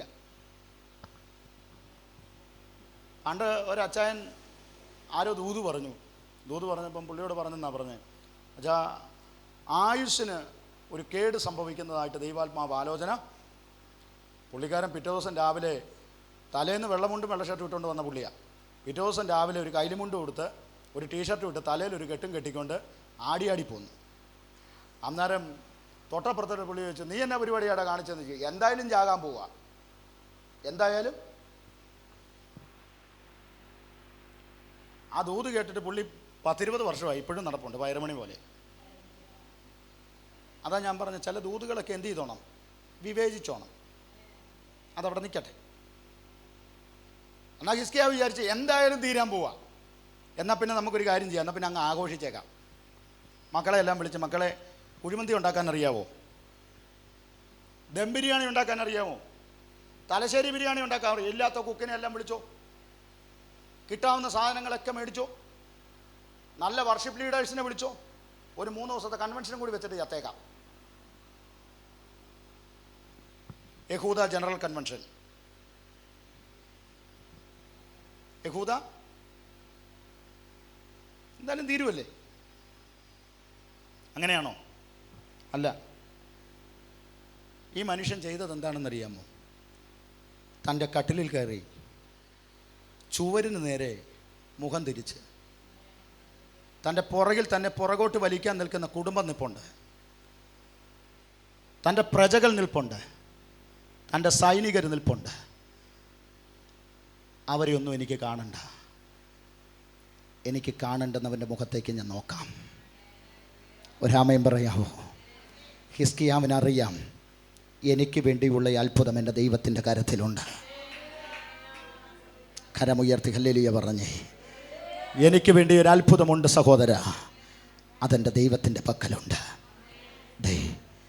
ഹിസ്കിയാവ് ചുവരിന് നേരെ മുഖം തിരിച്ച് ദൈവത്തോട് പറഞ്ഞ പ്രാർത്ഥനയുടെ വാക്ക് നിങ്ങൾ ശ്രദ്ധിക്കണം. തൻ്റെ രാജ്യഭരണകാലത്ത് താൻ ചെയ്തെടുത്ത കാര്യങ്ങളെല്ലാം വീമ്പിളക്കി പ്രാർത്ഥിച്ചില്ല.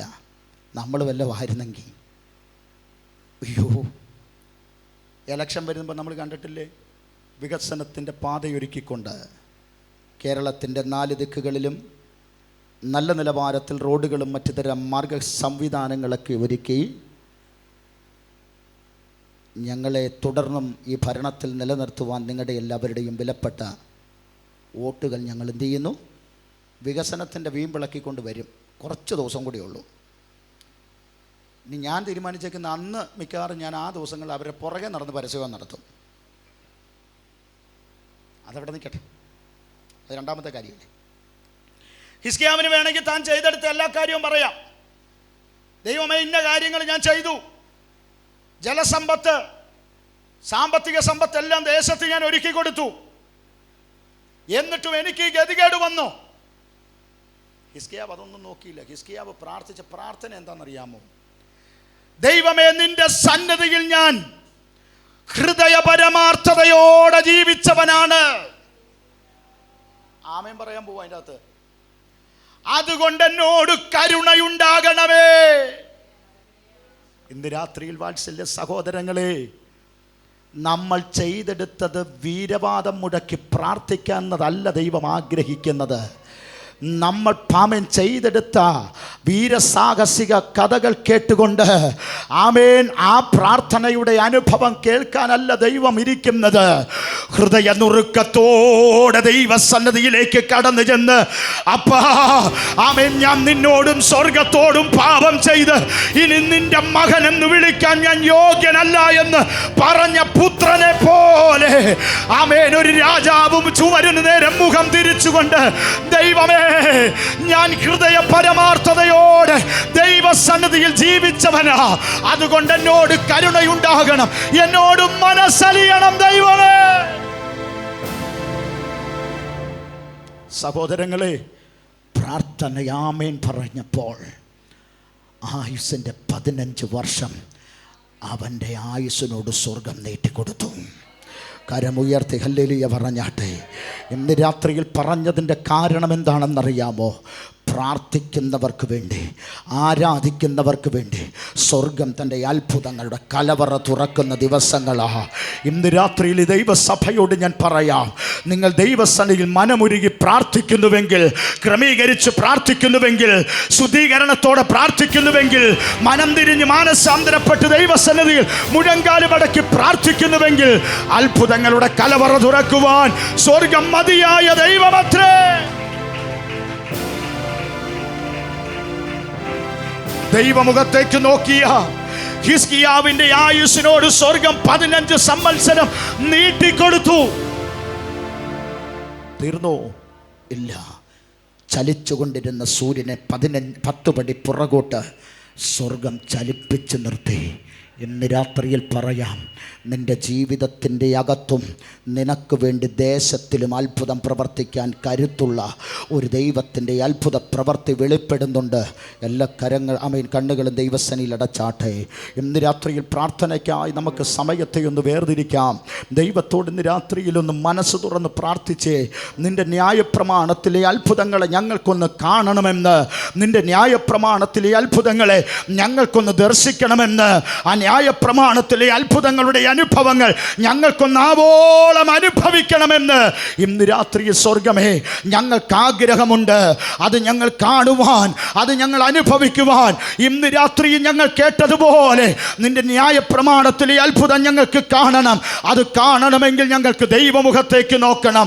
ആ ദൈവമുഖത്തേക്ക് നോക്കണമെങ്കിൽ ജീവിതത്തിലൊരു ശുദ്ധീകരണം വരുത്തണം, ജീവിതത്തിൽ ചിലത് ക്രമീകരിക്കണം, ജീവിതത്തിൽ ചില മാറ്റങ്ങൾ വരുത്തണം. ഞങ്ങളുടെ പ്രാർത്ഥനയിൽ തന്നെ ഒരു മാറ്റമുണ്ടാകണം. ദൈവമുഖത്തേക്ക് നോക്കുന്നവർക്ക് വേണ്ടി അത്ഭുതങ്ങളുടെ കലവറ തുറന്നു കൊടുക്കുന്നെങ്കിൽ ഇന്ന് രാത്രിയിൽ സ്വർഗമേ ഇവർക്ക് വേണ്ടിയും അത്ഭുതങ്ങളുടെ അനുഭവം തുറന്നു കൊടുക്കണം. ഒരു നിമിഷം എല്ലാവരും ദൈവസന്നിധിയിൽ എഴുന്നേറ്റ് നിന്നാട്ടെ. എല്ലാവരും ചാടി എഴുന്നേറ്റാട്ടെ. Hallelujah, hallelujah. ഒരു നിമിഷം എല്ലാവരും സ്തോത്രം പറഞ്ഞ് പ്രാർത്ഥിച്ചേ. Hallelujah, thank you holy spirit. എല്ലാവരും വായികളെ തുറന്ന് ഹല്ലേലൂയ. നന്ദിയോടെ എല്ലാ അധരങ്ങളും തുറന്ന് 1-2 മിനിറ്റ് പ്രാർത്ഥിച്ചാട്ടെ. എല്ലാവരും സ്തോത്രത്തിൽ ജാഗരിച്ചാട്ടെ. ഇന്ന് രാത്രിയിൽ വലിയ ദൈവ സാന്നിധ്യം നമ്മുടെ ഇടയിൽ വ്യാപരിക്കുന്നുണ്ട്.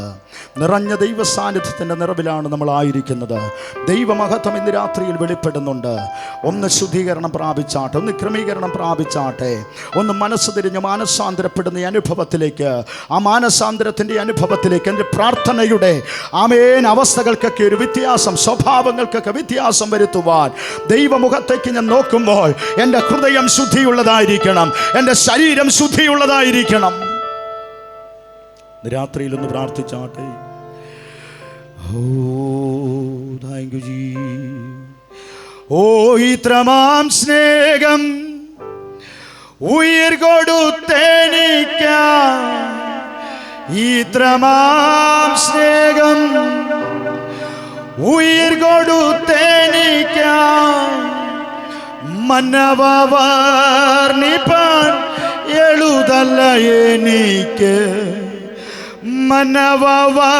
മനവർണിപ്പാൻ എഴുതല്ല എനിക്ക്. എല്ലാ കരങ്ങളും ഉയർത്തിപ്പിടിച്ച് ഇത്രമാം സ്നേഹം ഉയിർ കൊടുത്തെനിക്കാൻ, ഇത്രമാം സ്നേഹം ഉയിർ കൊടുത്തെനിക്കാൻ, മനവർണിപ്പാനെഴുതല്ല എനിക്ക്, മനവർണിപ്പാനെഴുതല്ല എനിക്ക്. തേടി വന്നു ദോഷിയാമെന്നെയും എന്നെയും നാദാ, തേടി വന്നു